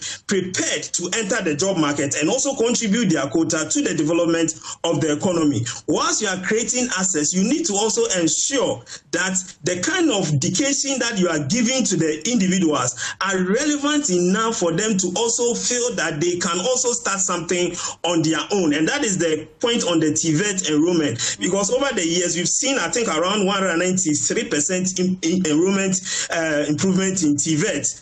since 2021 to 2025. A lot of people are now having interest in enrolling into that. But the practical component of training people to be able to, the practical component of TVET education is lost on them. And because of that, you would realize that they still are not ready to enter the job market and or get something to do for themselves. So yes, we are creating assets, but what is the relevance of these assets? Are we able to expand the economy to accommodate all the individuals that are coming out from the system? Are we able to adequately equip these individuals to be able to start something on their own? And that is the bigger question for anybody running the education sector in 2026. We are creating assets. What is the quality of the education that they are receiving? And that lends to the second point in the key findings that you read. So you see that we have challenges with numeracy and literacy. And the bigger topic for the year, the WASI performance, clearly indicate that we have quality issues. So those are the dynamics, and we think that our discussion, our focus for 2026 is clear cut for anybody who runs the education sector. You don't need to talk about assets again. You don't need to talk so much about participation again. You need to ensure that this translates into proper jobs acquisition, proper skills acquisition, proper 21st century acquisition, and more importantly, quality education. Okay, so Patrick, Docker's focus is mostly on access and relevance. Let's also focus a little bit more. He's introduced access, just posing it with quality. And case in point, of course, is the WASI performance, mathematics, and 50% and the performance of it. Let's talk about access and quality, not just on the student level, but teacher quality as well, access to curriculum and all of that. Yes. So when it comes to the bit, the really important bit, that's that of the quality, teachers, the quality and with the teacher now. You remember the Lycesia exams and what we're discussing about that. It's really important that we get it done and we continue with it so that we get the quality of teachers that we are looking at, considering the SDGs, the requirements of the SDGs as well. So as my boss rightfully said, we need to make sure that the quality is at that level that we are looking at. When it comes to the posting of teachers, in the urban areas, it's a bit okay, though we have some issues in the Adentan areas and all that. But when you go to especially the northern part of the country, you realize that a lot of teachers, when posted to that area, they are not really willing to take care because of a lack of basic amenities over there to make it possible for them to actually work with the children over there. So there's still some significant lack in the availability of qualified teachers in those areas, and it has led to a significant shortfall in the performance of the children. Okay. Now, when it comes to the WASI performance, now, if you look at the reports that came up, it showed that the students couldn't apply what they had studied. And it's the nature of the questions that are being posed right now. Formerly, a lot of the questions were quite direct. Kwame has 4 balls. If Ikuya has 5 balls, how many balls they have in total? Now, you may find a question like, Kwame has 4 balls, Ikuya has 5 balls. Which gender has the most balls? Okay. Then this will confuse a lot of kids because of... But is that not what we need? Is that not the kind of question? That's what we need. So that should give us a good idea that our curriculum is not killing it for us. Okay, it's not reflecting the aspirations of us as a country. Absolutely. I will go to Doug, because Doug, I remember that middle of this year or earlier this year, you've had a conversation about curriculum, and it seemed to see it's finding expression in the reports. The architecture of our curriculum, does it reflect what we need as a country now, or you'd require that? Of course, I think every 5 years you look at it again. Please bring us up to speed to the current curriculum and how best it can be. Yeah, so in 2025, the minister announced that the basic education curriculum is going to be reviewed. I think the committee has been set up. There's been a lot of review of the standard-based curriculum by various agencies. The report captures one from UCC that indicates that the curriculum at the basic level implementation was a little bit problematic because the kind of pedagogy that the teachers were supposed to employ, and in terms of resource availability, they were not readily available, and that led to the teachers not able to implement the curriculum as it was supposed to be at the basic level. So the ministers plan to review the curriculum because it's run its entire life. It's very welcoming, and we are looking up to the processes that will lead to the review. At the secondary school level, a new curriculum has been introduced. Okay. And we have, I think it's run almost for 2 years now. There are a lot of things that have been introduced in there, which we are monitoring the implementation. And we think that if the implementation goes as planned, then we are likely to have some level of improvement in the quality of education that is given to the students. So we are all waiting for the current, the second years to move to third year. The standard-based curriculum will now be assessed by WAEC, and then we'll see how the outcome will be, because it has so many interesting elements in there that if implementation is well thought through, implementation goes as planned, we're going to have a very interesting outcome come 2027. So we are monitoring the implementation of the curriculum for the senior high schools. That curriculum seems to touch on so many things. The Ghanaian value system is touching on other issues in relation to the student's ability to even think about the kind of subject combination that the individual would want to do. It brings to fore more issues about how the assessment process is supposed to be. It talks more about differentiation, your ability to now teach according to the ability of the individuals in your class. These are very brilliant ideas in the curriculum, the teacher manuals and the learner manuals. But we need to monitor the implementation, because it is the implementation that has the meat.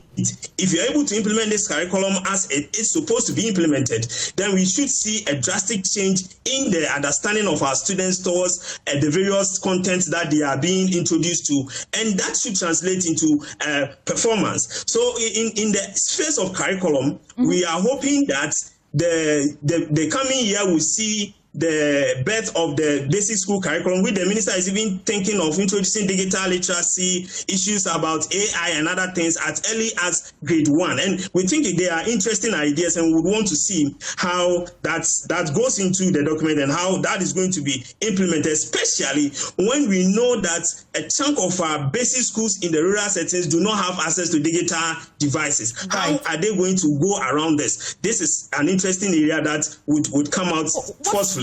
What form and shape will the implementation take, or what form and shape are you envisaging the implementation should take? And whilst it is still under quality, when I come to you, you touch slightly on the essential exams as to, I don't know whether what we read in the news and what they have said about discontinuing it or cancelling it, I found expression in this particular report. But Doug, what form and shape are you hoping the implementation of the curriculum should look or take? So, as Patrick said initially, all our problems boils down to finance. If you really want to get the students to benefit from the content, the curriculum that you are developing, then you need to provide the needed resources using the equity principle.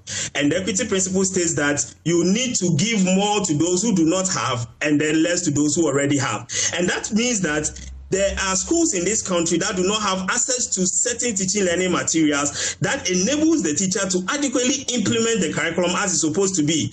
You need to provide these teaching learning resources to the teachers so that they can implement the curriculum as it's supposed to be. So your distribution of educational resources should not follow the equality principle where what we are used to, everybody gets to benefit. No, you need to target these schools that do not have libraries, they don't have computer labs, they don't have any access to internet, they don't have proper classrooms, they don't have chairs, they don't have tables, they don't have quality teachers, and when they have, the teachers are not enough. You need to provide them with that so that they will be able to implement. Then those who already have, you support them a little with the in areas that they lack, and then we can have an uniform implementation of the curriculum without the needed resources, without proper training for teachers. And for that, I say that the PLCs that are being organized and the CPDs enables the teacher to come up, but we need to continue to strengthen and enhance those kind of things. Without those things, we will not be able to get the full benefit of the curriculum as it's supposed to be. Okay, I'm coming to Patrick. When I come back to you, because you're talking about equity, we definitely would have to touch about inclusion, especially persons with disabilities or special needs. I want you to come to that when you come. But Patrick, let's talk about the teacher licensure exams. Doc thinks that when the government is speaking about education, moving into 2026, or per the report that I've seen, just the casual read, we must move from access to relevance and quality. Does the teacher licensure exam find any expression under these quality? Okay, when you talk about the teacher licensure exams, we are talking about other things that are really important in the progression of quality education in the country. Now, it might interest you to know that there are some teachers who have written their exams 4 times and failed. Now, what does that mean? That means they are not prepared. That means they are not. They have not built the necessary capacity to handle the children. But the teacher that taught me didn't take licensure exams years ago, right? Yes. Now, you see, the thing about some of these issues is data. Okay. We need to pick up data. You know, probably those who taught you, they hadn't done their Lancisa exams, but along the way, you did some extra class that helped you. Maybe they also had some level of quality of education. Okay. You know, what we are doing en masse now. Right. So it's really key or important that we get these things done, especially now that we are using a lot of data in what we are doing, as we call data-driven decision making. So we have, I think the current government stated that they intended to cancel the licensure exams. We've rightfully informed them that it's necessary that they do it. If they believe that these teachers or these resource providers are ready, then they should be able to write the exams and pass adequately and go take. So you think that it should be maintained, not discontinued? Okay. Okay, did they find expression in the report? We had a summary of it. Okay. Yes, we have a summry of it, so it should be in it. Right, Doc. Stated rightly that it should be maintained. Doc, so what? The licensure exams, what do you want us to do with it? Well, thank you. I think I missed the licensure exam. The current government, as Patrick is saying, is indicated around August, thereabout, that will be the last time of introducing that particular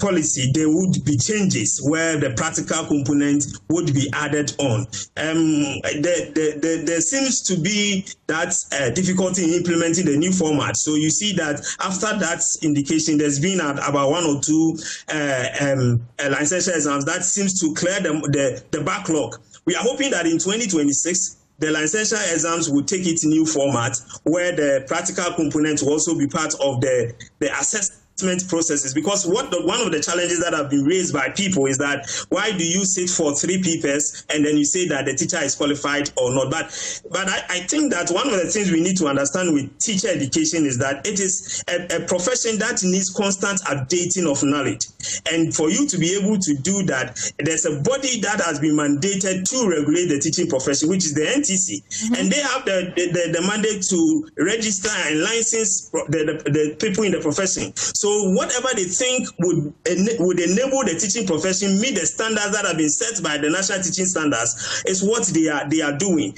We are hoping that they will be able to introduce these new formats, and we'll see how that will go a long way to help.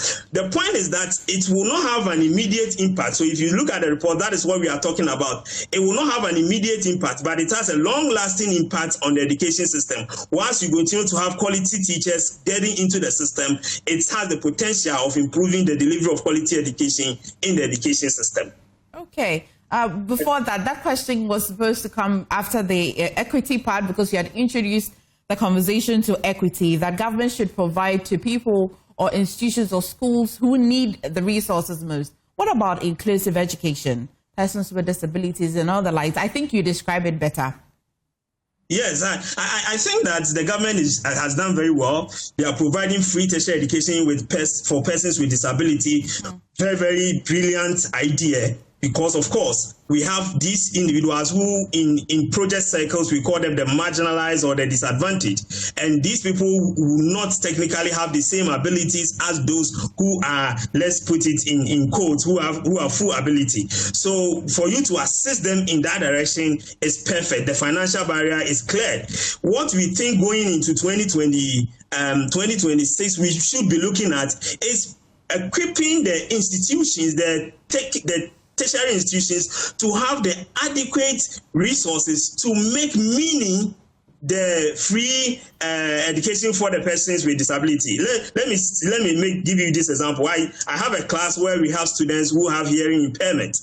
Now, these students will have free education. They come and sit in the class. If they don't have any assistive device that enables them to listen to what I am teaching, it means that the free education means nothing to them. There are students who have challenges with seeing.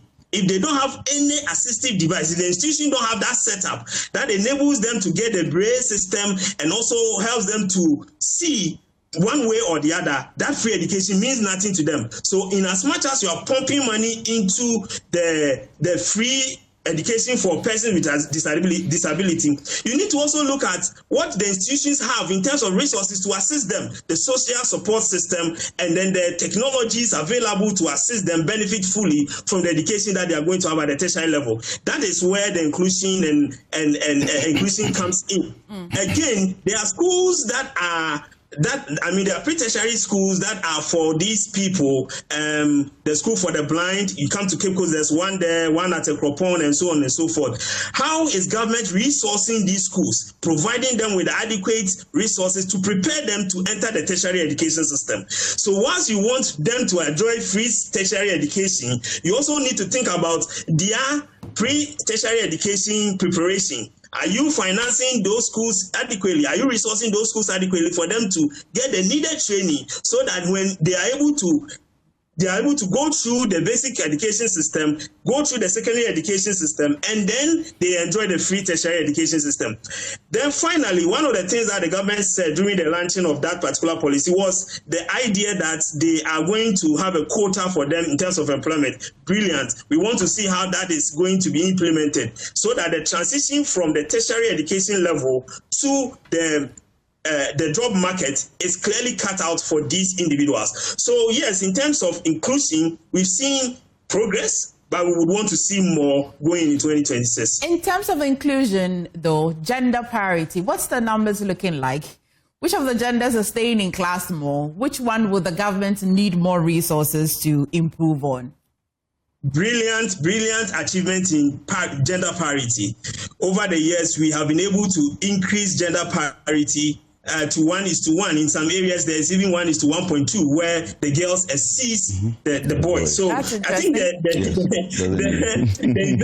investment in the various, traditionally, when in the household, when there's money, the attention is always on the boy, so that the girl will lag behind. That is what it used to be. So when you remove that financial barrier, you don't have any excuse to keep your girl child in the house. So the girls are now accessing education, and we have reached the international standard 1:1. Sometimes the girls exceeds the boys. In fact, there's a report that was launched by my brother Kofi Asare recently, out of school girls in the northern part of the country, and you would see that, interestingly, the boys who are out of school are now outnumbering the girls who are out of school.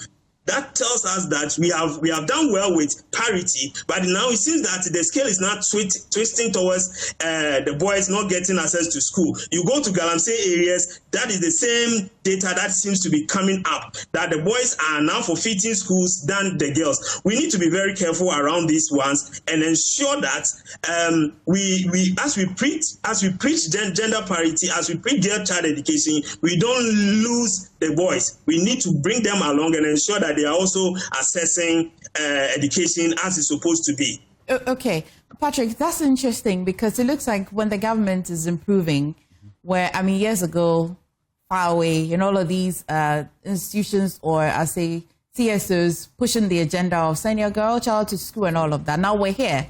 The girl child is in school. The boy child is out of the school. So government introduces policies, because if you look at that report as well, and I'm sorry we have to just post the report, which shouldn't be ideal, but it says that some of the policies that government has introduced, of course, betting and even galamsey, has contributed to the boys dropping out. So government is making the resources, winning the fight in education, but the challenges of other policies is culminating to this.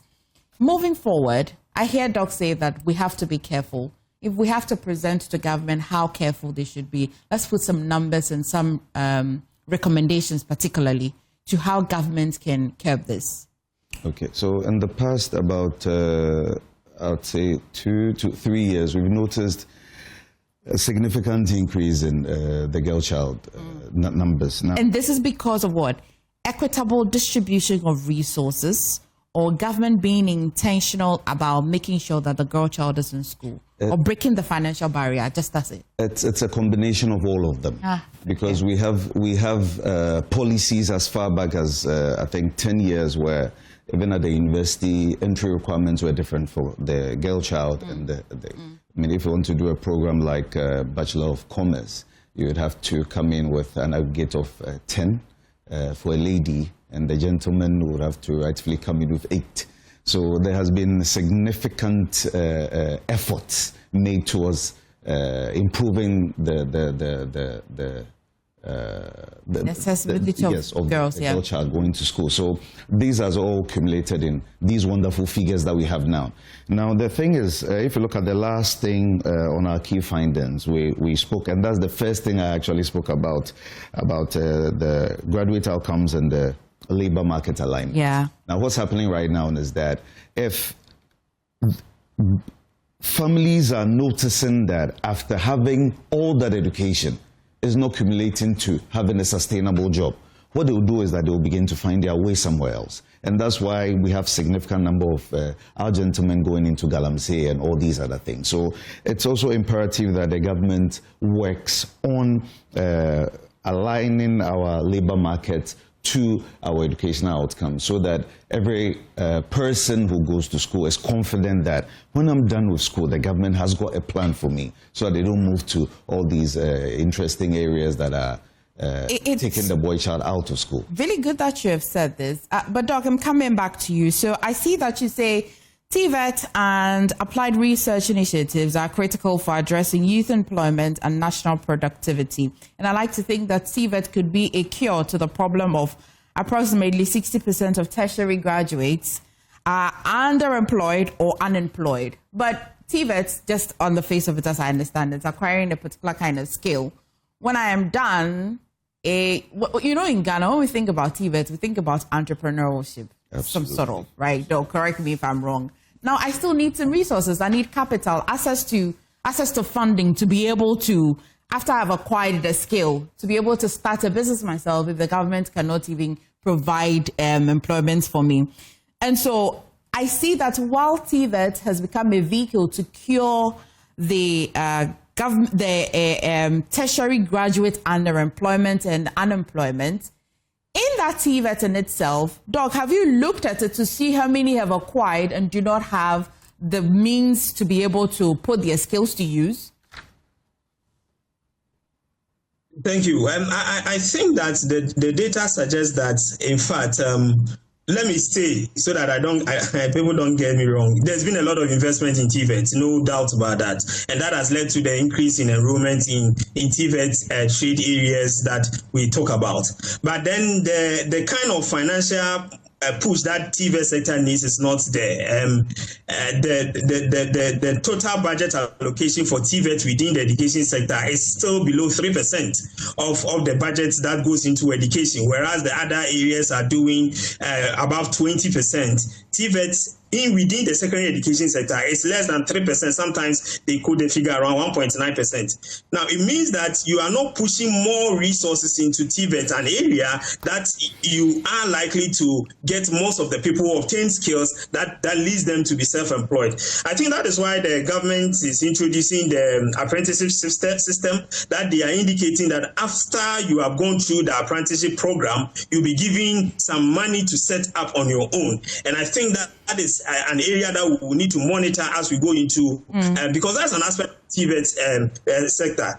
that as we go into 2026, how that particular program is faring and how it's going to impact the economy. So yes, there are people who have gone through the TVET education system. Their training were not so much practical oriented because they do not have the requisite tools to be able to deliver, to be able to function effectively within the job market. TVET is practical oriented. So when you don't have the requisite resources to train them, you don't expect them to get to the field and have the ability to work with the machines that are in the system. So we will definitely have people graduating from TVET institutions who, one, do not have the resources to set up on their own, and even if they have, they are sometimes unable to work with the machines that are in the system.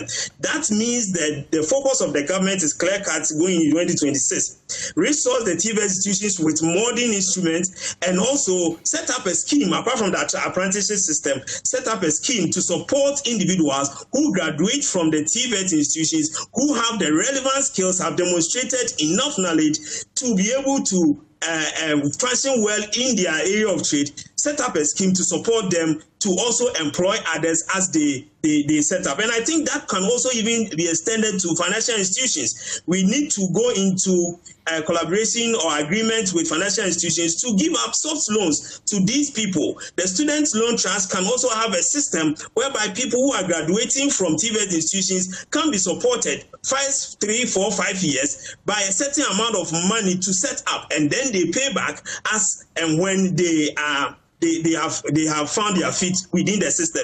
These are things that needs to be done deliberately to ensure that those going into the TVET sector, a time will come that they will also come up and then join the graduate unemployment scheme and say that I don't have anything to do. Because they have the skills, you need to support them with the financial resources to set up so that they can also bring other people into the job market. Indulge me a bit, just for the purpose of this conversation. Does the informal, even if I'm allowed to describe it that way, does the informal TVET sector as well have an impact where I can acquire the skill, but I don't have to go to the government provided or the institution that has been washed as TVET? Does it have any impact on the numbers as well? Exactly, and that is what the apprenticeship system is doing. So the apprenticeship system is not formal education. You don't go through formal institutions. Okay. What you do is that you are trained under a master apprentice. And let me chip this in. There's a paper that will be published next year with the work that I did with with the German Research Institute over the past 4 years. And we try to push people from the training, from the apprenticeship system to the formal education system, provide them with training in soft skills. So now we are talking about 21st century skills. So budgeting, financial control, financial independence, customer care.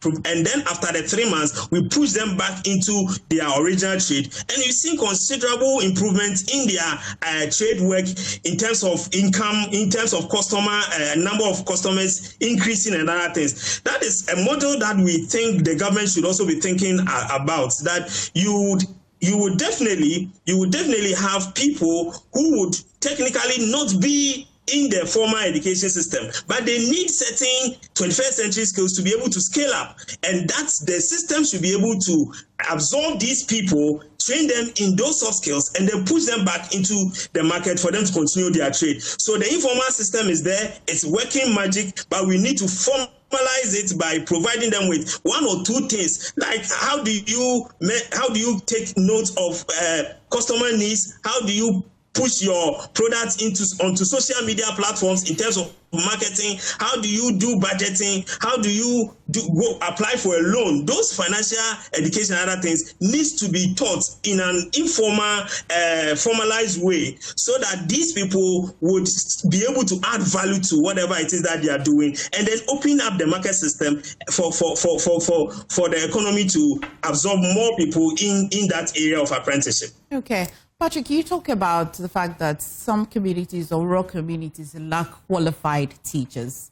I mean, of course, I liken it to the challenges that the doctors also face, where when they are posted, they were happy to go, but of course, the challenges are a bit difficult. I recall we had a conversation with the GMA here, and the secretary said that it's not that they don't even want to go. If they're even posted, they you want to perform just a minor surgery, you don't have the things you need in the hospital. I liken this to education sector as well. You cited overcrowding. I mean, Doc also mentioned that the government has sort of put their first foot forward, talking about AI, digitalization and all of that. The whole architecture, I like to think we need some huge money to be able to reduce the overcrowding, provide amenities for this digitalization and all of that. But so far, the gains, how do you measure the gains at all? Is this significant? Does it look like the government can achieve some positive impact in that area in 2026? Yes, that's what Doc rightfully said initially, that now access is at an all-time high. Now what's left is for us to get those positive, measurable outcomes that we are looking at. Now, when you take the national deficit when it comes to infrastructure, as at 2022 was about an average of 40%. That was the national deficit, an average of 40%. But when you go to the rural areas, it was about 60%. I hope you get it. So significantly, it looks as if those in the rural areas are still lacking.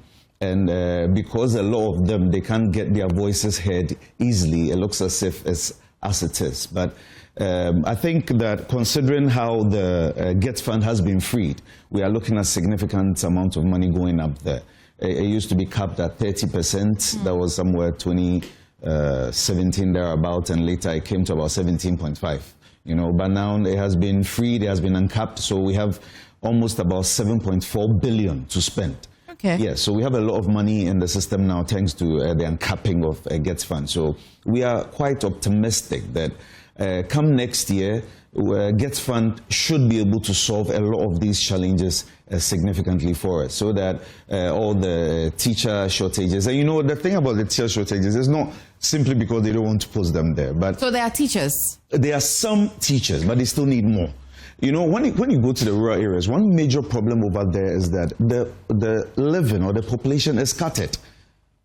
I hope you get it. It's scattered. So probably if you post a teacher to one place, you may have to be at a certain place, and it will take you, let's say, an hour to cross a river to get to where you're supposed to go to. So it becomes increasingly expensive to run schools over there. Though it may seem, they are just a poor population, they don't want that much. But considering how population is scattered, considering how a lot of amenities are not available, it becomes very, very expensive to run things over there. Now, if you look at even their need for ICT and all that, about just 2% of them have ICT infrastructure and all that, just 2%, wow. And it's quite telling. And aside that, they don't even have proper access to electricity. As at, I think last year thereabouts, we had over 77% of schools in the urban areas having access to electricity. And when you go to the hinterland, they had about nearly 35% thereabouts. So when it comes to education, there is so much deficit in those areas. But as I said, the good news now is that GET fund has been uncapped. So now, as at some time back when we had around 2 billion, and south of that, we have over 7 billion now to spend. Okay. So we believe that come next year, when the formula is given out by Parliament, it has to go for an approval so that they use that in the distribution of the funds. We believe that if that is done, we should have access. Now, because of our program of IMF, the country can borrow over $250 million a year. So the fact that GET fund has been uncapped would help, so that we don't take the annual budget funding from the oil to support education-related. But which one is the most biggest deficit, in personnel or infrastructure?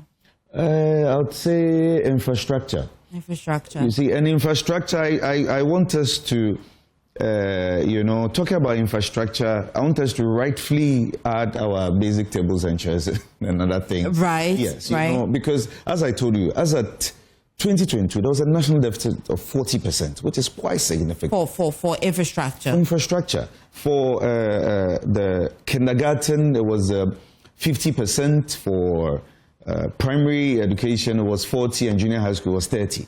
So the national average was around 40. But when you go to the rural areas, the average was about 60.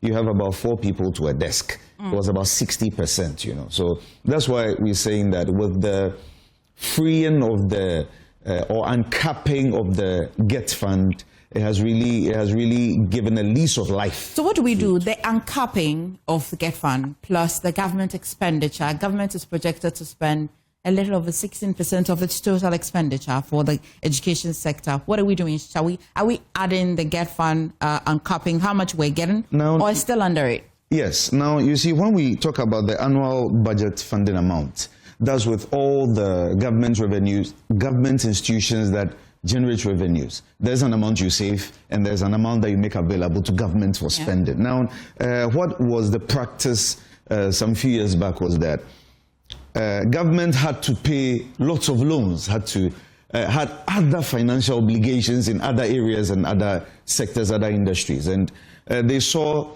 the GET fund as a readily available fund that they can use for that. But that led to a significant amount of money being lost from its major or its primary focus, which was for education. So now uncapping that has made that readily available. Now, as I told you earlier, we are not going to get lots of money from other government institutions, because they are also going to need that money in other very, very important areas. And we spoke about what do you call the labor market alignment. Government needs to invest in creating jobs, so that when government invests in creating jobs, when you are done with your school, you find something to do. Do you get it? So definitely, government is going to need all its resources from the ABFA to create jobs and do other important things that are vicariously linked to education. So we are going to, I mean, when you look at just about 2 years ago, the total expenditure on free SHS was in excess of about 2.8 billion. And the amount of money that was coming from GET fund was almost the same figure. So what happened was that almost all the monies that came from the GET fund and from the ABFA with oil was going to free SHS. So we stopped funding the primary education, and TVET wasn't getting as much money. But with this new development, primary education, hopefully next year will get significant funds. As at the last time that the MS gave us data, the Education Management Information System gave us data, government has spent over 100 million on infrastructure, and it wasn't still enough, specifically on furniture, and it wasn't still enough. You know, but considering the fact that even after spending almost 3 billion on free SHS, we'll have in excess of 4 billion to be spent across all the other educational sectors. We believe that government will be able to employ more teachers and resource them to go to these areas as well and take care of What's the research saying about free SHS, the policy in general? What's the research saying about? Okay, so. Free SHS, it depends on the time you ask the question. Okay, well, earlier last year, parents said that while the policy was good, and correct me, Doc, you're here, if I'm wrong, it looks as though government didn't allow them to do or to help. Let me just use the word help. Yes. So what, this year, or maybe 2026, if everything remains the same, first of all, I'm curious. Yes. Well, in your research, and I like talking to research students. In your research, what's the research talking about the policy in general? Okay, the policy. Continue. The policy is a good one. It's a fantastic policy. You know, initially the idea, when the first time that it was an agenda center, the idea was parents didn't have the funds to take their children to school. Now, in putting it together properly, the discussion was that if we don't also look at the cutoff point, we'll have free SHS and we'll still have a lot of children out of school. So there was the belief that if the children made a grade 8 in English and 8 in math, they should be able to move ahead and try. And there was a new, as Doctor said, there was an intervention that was put in place for maths and literacy, which was added to the standard-based curriculum, so that the children who didn't do too well, but looking at how the grade, the entry requirements was drawn down a bit, they would have the opportunity to go through this literacy and numeracy session so that to get them up to speed. So free SHS, it's good. It's very okay. It has improved access, but we are hoping that the idea to add the literacy and numeracy bit to those who didn't do too well will be done so that we can easily integrate. Because what's happening is that some of the teachers may have. Does that increase the budget? Will that increase the budget? No. The budget is still where it is and we'll be able to cater for absolutely. Gap. And to add to it too. The whole issue with free SHS has been a finance issue. You see, the parents are saying they want help. What do they want help with? Do they want help with teaching? No. Do they want help with supervision? It's the financing. It's the money. It's the money. And as I said earlier on, the GET fund was badly capped. The best they had done in the last about 10 years was 30%. It went as bad as to 17.5, and now it has been totally uncapped. So that's what I'm saying. This time we have more in excess of 7 billion. The government doesn't have any excuse in it. Not at all. Okay. Not at all. All that we are waiting for is just the formula. That's all we are waiting for. Okay. You know, so are you proposing formulas for them? No. Because a person can have money, but they don't know how to spend it. Yeah. So what I mean by formula is a technical thing that they do. We have a committee, and they come up with a formula that, okay, we're investing girl child education. We're investing so much into girl child education. Maybe, let's say last year, they were doing about 40%. Now we have a lot of our girls in school. So what we're going to do is that this year, we are going to do 20% for girl child. Okay. When it comes to IT, we are going to do 5%. When it comes to TVET, we are going to do 50%. That's what we call the formula. So the committee comes up with the formula. They take it to Parliament. It's approved. And as I talk to you right now, the formula has been approved. And hopefully by next year, it should come out after the break. Does the formula look good? It's been approved. Very good. It looks very good. Okay. Well, Doc, we're wrapping the conversation. I'll come to you for your final words on the report. And as well, what would you say the government should do in areas that has been dominated by galamsey, or the areas that have been dominated by the factors that we've seen is contributing to the boy child not staying in classroom? What government can do? The incentive. Imagine you have to incentivize a boy child to stay in class. But Doug, let me hear you. Well, it's been an interesting year in the education sector. I think that there should be specific plans for the boy child education, in the education sector going into 2026. I think that there should be incentives for boys to stay in school, and then this should be location specific, because each and every location has its own determinant, the reason why the boys are not going to school. There should also be a good signal for the value of education. And this I say with a lot of passion, because you cannot have a situation whereby people go through an education system, even at the tertiary level, pays huge sums of money, and the next thing you see is that they are on TV demonstrating for them to be posted to go and teach. That is a big disadvantage, or a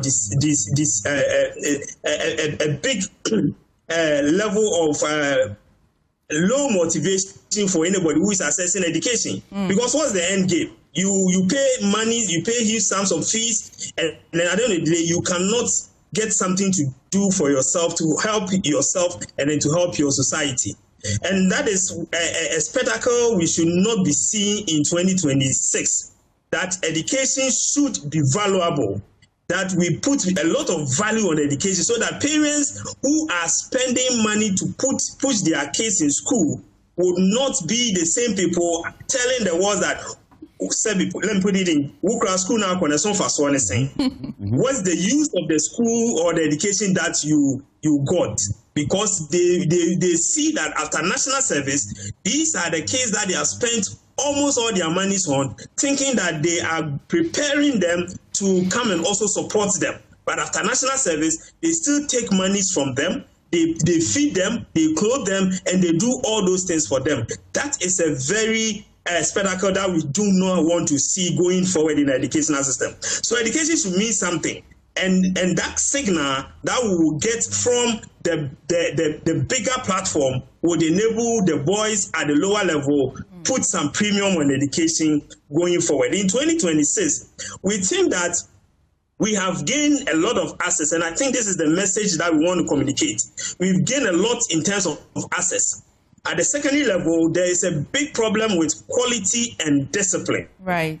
And I say this because a lot of the reports that we reviewed, we looked at media reports from your esteemed platforms and other places, seems to suggest that a lot of indiscipline is coming on. In fact, it is piling up, and that is dangerous for a society like ours. So you are providing free education. A lot of these people have gained access, but then you are having challenges with the moral aspect of your education. The socio-emotional department of the individual is going down. At the same time, you are not getting the quality that the kids need to be able to function fully within the economy. The focus of an education manager will be to now tackle these two areas, because as I said, attention on access should be low on our agenda. We should tackle discipline, we should tackle quality. And in doing that, we'll be able to reap the full benefit of the investments that we are making in the education sector. So yes, it's been an eventful year. We want to see a lot of changes in the things that happened this year. For example, school placement, chaotic. We don't want to see those chaos 2026. Wasi bomb, we don't want to see that bomb 2026. That is what shows progress in an education sector. If we are repeating these things in 2026, it means that we are not making progress. And it means that the things that we complain about, the things that we talked about policy-wise, for example, the minister along the line said they are going to recruit a certain number of teachers.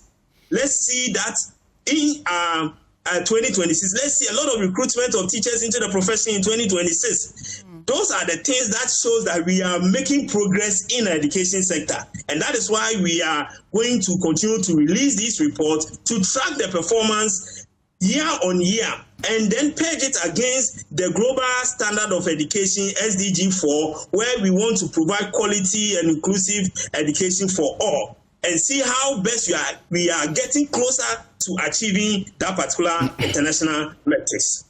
Right. This has been quite a comprehensive report, quite extensively discussed as well. But Patrick, you say the report is up on your website, right? And then very available. You don't have to pay anything for the report. No, it's free. Okay.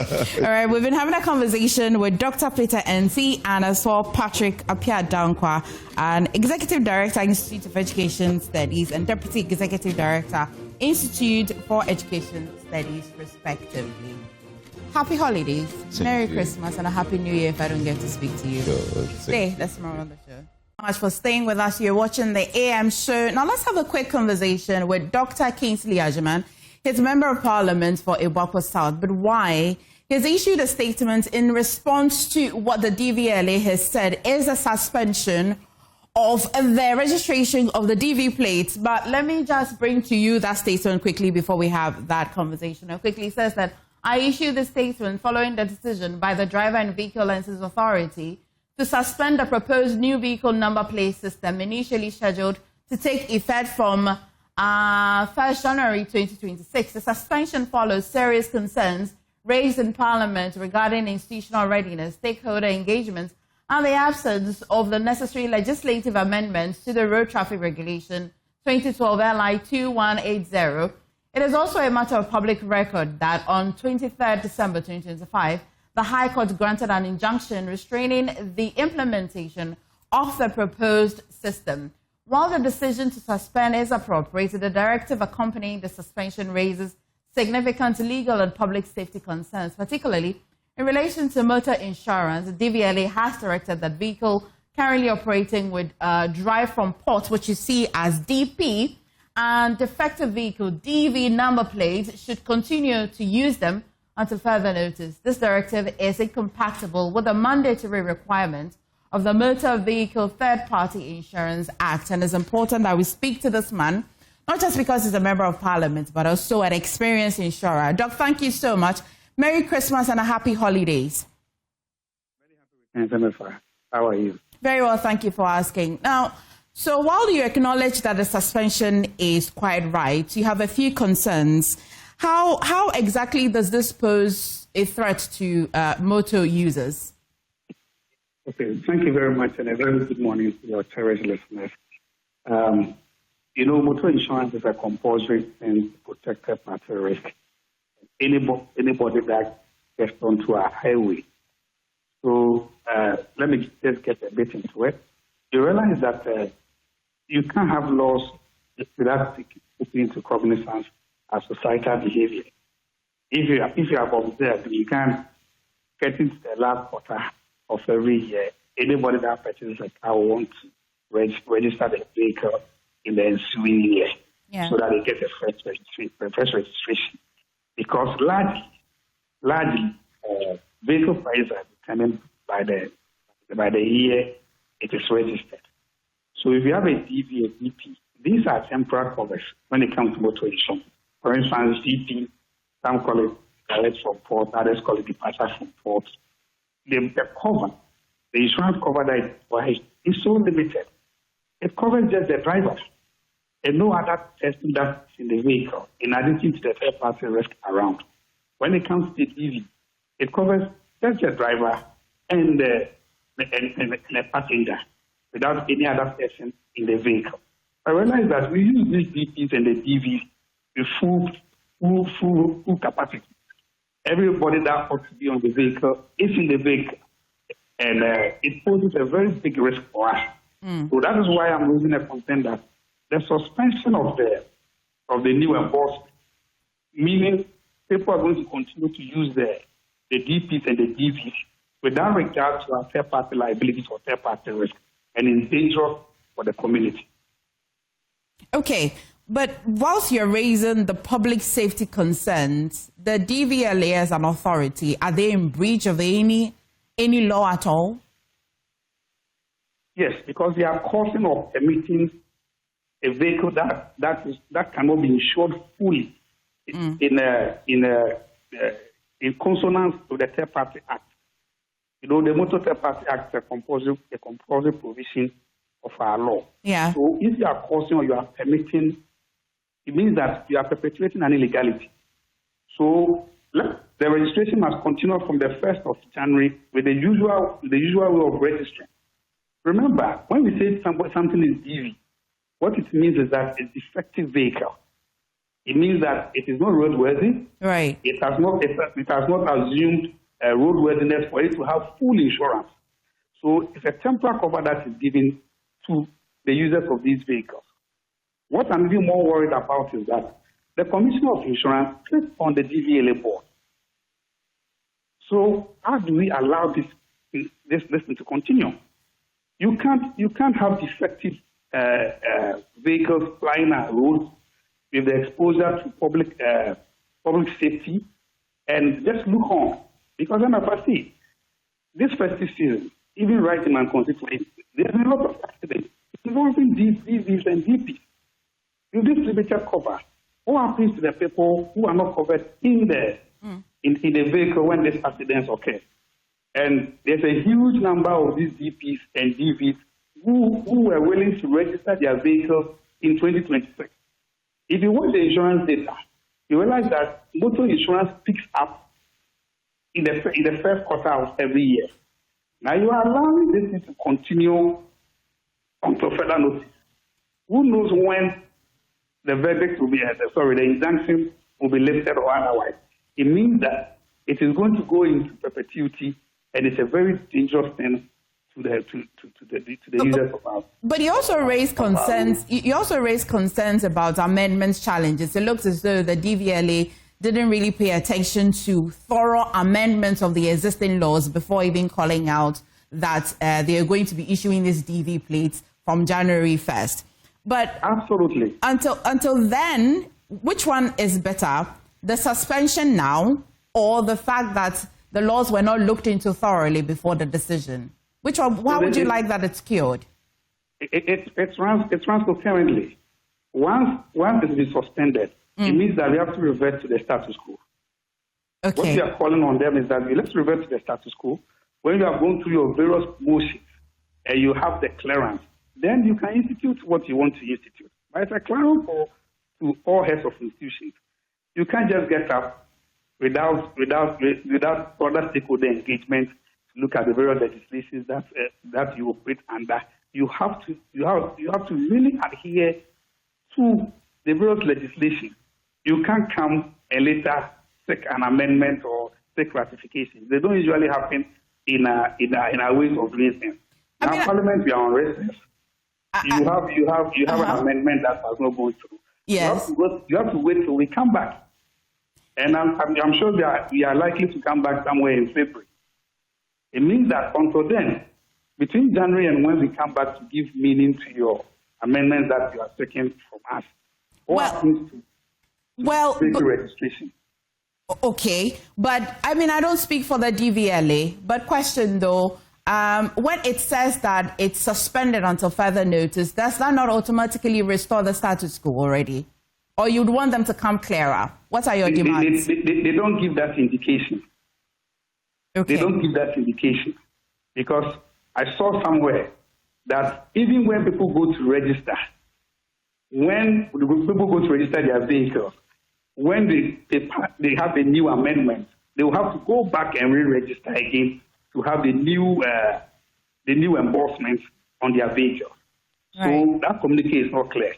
So we are calling on them, they should come clearer. That no, it's been suspended. Suspension means, like you rightly put it, what it means is that we are going back to the status quo. Nothing has changed. But the public does not have that indication. All right, Doc, thank you so much for drawing attention to this. We shall as well be following this. Thank you very much, Amber. You're welcome. We've been having a conversation with Dr. Kingsley Ajaman, a member of Parliament for Ibokwa South, who has been raising a few red flags on that suspension of the vehicle license plate that the DVLA was set to start from January 1st, 2026. We shall be following that story keenly for you. Right now, though, when I do a quick turn and I come back, I've got some good news for you. We're going to be talking about Strictly High Life. Stay with me. Well, thank you for staying with me. I come bearing good news. Yes. We've been doing plenty book this morning. Let's do some dancing. Not just this morning, actually, from the whole of 2025. So let's have some fun. And the person who's been bringing out this fun this morning is Joshua Tigo, who is Programs Manager for Adom FM. Yes. But look at that. I'm sure you have heard it on radio. You have seen it on TV. Strictly High Life. Look. So, Merry Christmas. Happy holidays. Thank you. Merry Christmas to you. This is very bright and nice. Tell me about it. It is. Okay, so this is an experience that we are creating for our audience, not just Adom audience, but for every High Life lover anywhere in Ghana, across the globe. In fact, the maiden edition was last year. We had that at the Silver Star Tower, and it was massive. But we noticed that because it was an elevated space, there were challenges for people who were slightly aged, who wanted to still enjoy their high life. So this time, we are taking it somewhere. What it means, what Strictly High Life simply means, is that it's everything high life. And you know that high life is authentic Ghanaian music. And that is the music of our own. And so it is a jam, and like they say in Akan, high life there, and one live band. So it's a combo of live band music and DJ play. And we've brought together two of Ghana's best DJs. I mean, let me not say best because that may be debatable, but what is not in argument, or what is not in doubt, is the fact that they are some of the most seasoned DJs that you can come across in Ghana. And this is DJ Andy Dusty. Oh, yeah? And Billy Ocean. Oh, yeah? Yes, exactly. If Andy is there, I definitely know that I'm going to get me some Daddy Lumba. Oh, he knows how to work it very well. And Billy is as experienced. I mean, Andy tells me that Billy trained him to DJ. Okay. Exactly. And Andy, say I better give up for Billy. Okay. Where is this happening? How can I be? I mean, I definitely need to do some dancing. Yeah. Where, when, and how can we be part of it? So it's going to be on the 1st of January. Okay, so today is 29, 30, 31st. So today's Monday, Tuesday, Wednesday, Thursday. And it's going to be at the Palms Convention Center. The Palms Convention Center is an event center that is within the La Palm Royal Beach Hotel. It's within the hotel itself. Okay. It's a beautiful space. In this place we can dance. I mean, there is so much space for you to dance till we can jump. Okay. And the event itself is going to start at 8 p.m. But we advise that people come early. There are several packages. It depends on what you want to do. Okay. So we have a platinum package that is selling at about 4,000 Ghana cedis, and it's for. So when you take that package, you subscribe to that package, it comes with a table that a table of 6 people. Okay. You would have some black label, Johnny Walker black label on your table. You have some, each of you on the table, all the 6 people on the table will be entitled to some light soup. Okay, pepper please soup. Go touch. goat pepper soup. There will be chicken pepper soup as well, and then you would be entitled to some canned drinks like Coke. You would have water. You have a lot at your disposal. Your and size doesn't. So the 6. You say 6 for a table for 4,000. Yes, a table for 4,000 cedis. Okay. It is I mean, I've seen a number of events that are doing this type of packages. I can tell you that this is the best you can. I can agree to that. Not because you're selling here, some very exorbitant prices in Ghana for this particular Xmas. Then there is a gold table, which is going for 3,000 cedis, and then there is a silver table. The gold table as well, 6 persons or yes, less? Also 6 persons. Okay. The silver table is also 6 persons. Okay. The difference between the silver and the gold and the platinum is that instead of you getting the Johnny Walker, you would have a Smirnoff instead. Smirnoff black. Smirnoff black. Not the Smirnoff. I'm talking about the alcoholic bottle. And I'll tell you, I mean, the thing about it is that we are controlling this event so much so that we are selling only 20 tables for the platinum. Okay. And as I speak, it is running out. So if you are interested in having the platinum, then you have to be fast about it because we are selling only 20 of them. Let me tell them how they can quickly buy that. How can they get it? There is we have both hard copy tickets that are on sale. But if you are the type that likes to do hassle-free things like me, then you would have to do a short code, star 725 star 725 star 3404. Star 725 star. Yes. 3404 star hash. And then you can follow the prompt. Okay, but if you're like my father who likes to read his graphic, where would you get the physical ticket? You can get a physical ticket. You can get it here in front of the Joy FM building at the reception. You can also get it at a number of locations, including Bachona Total and all. You can also decide that you want to come to the gate and buy. I see that in Ghana, people don't like to buy things in advance because they are not too sure if a Ebonoa will happen. Ebonoa says that he has prayed. So exactly. If you packed your money going to the act, please just buy the ticket and go for the Strictly High Life. Is there a number they can call maybe to ask questions? Yes, they can. I mean, there are reservation numbers that they can call, but we are encouraging. I mean, what we are encouraging is for them to use the short code to purchase. It makes it easier for planning. It makes it better for us to give them the best of experience. Okay. Yeah, but if there is anyone who is not too savvy and wants to still call a number, then they might as well call 0541 54 8487.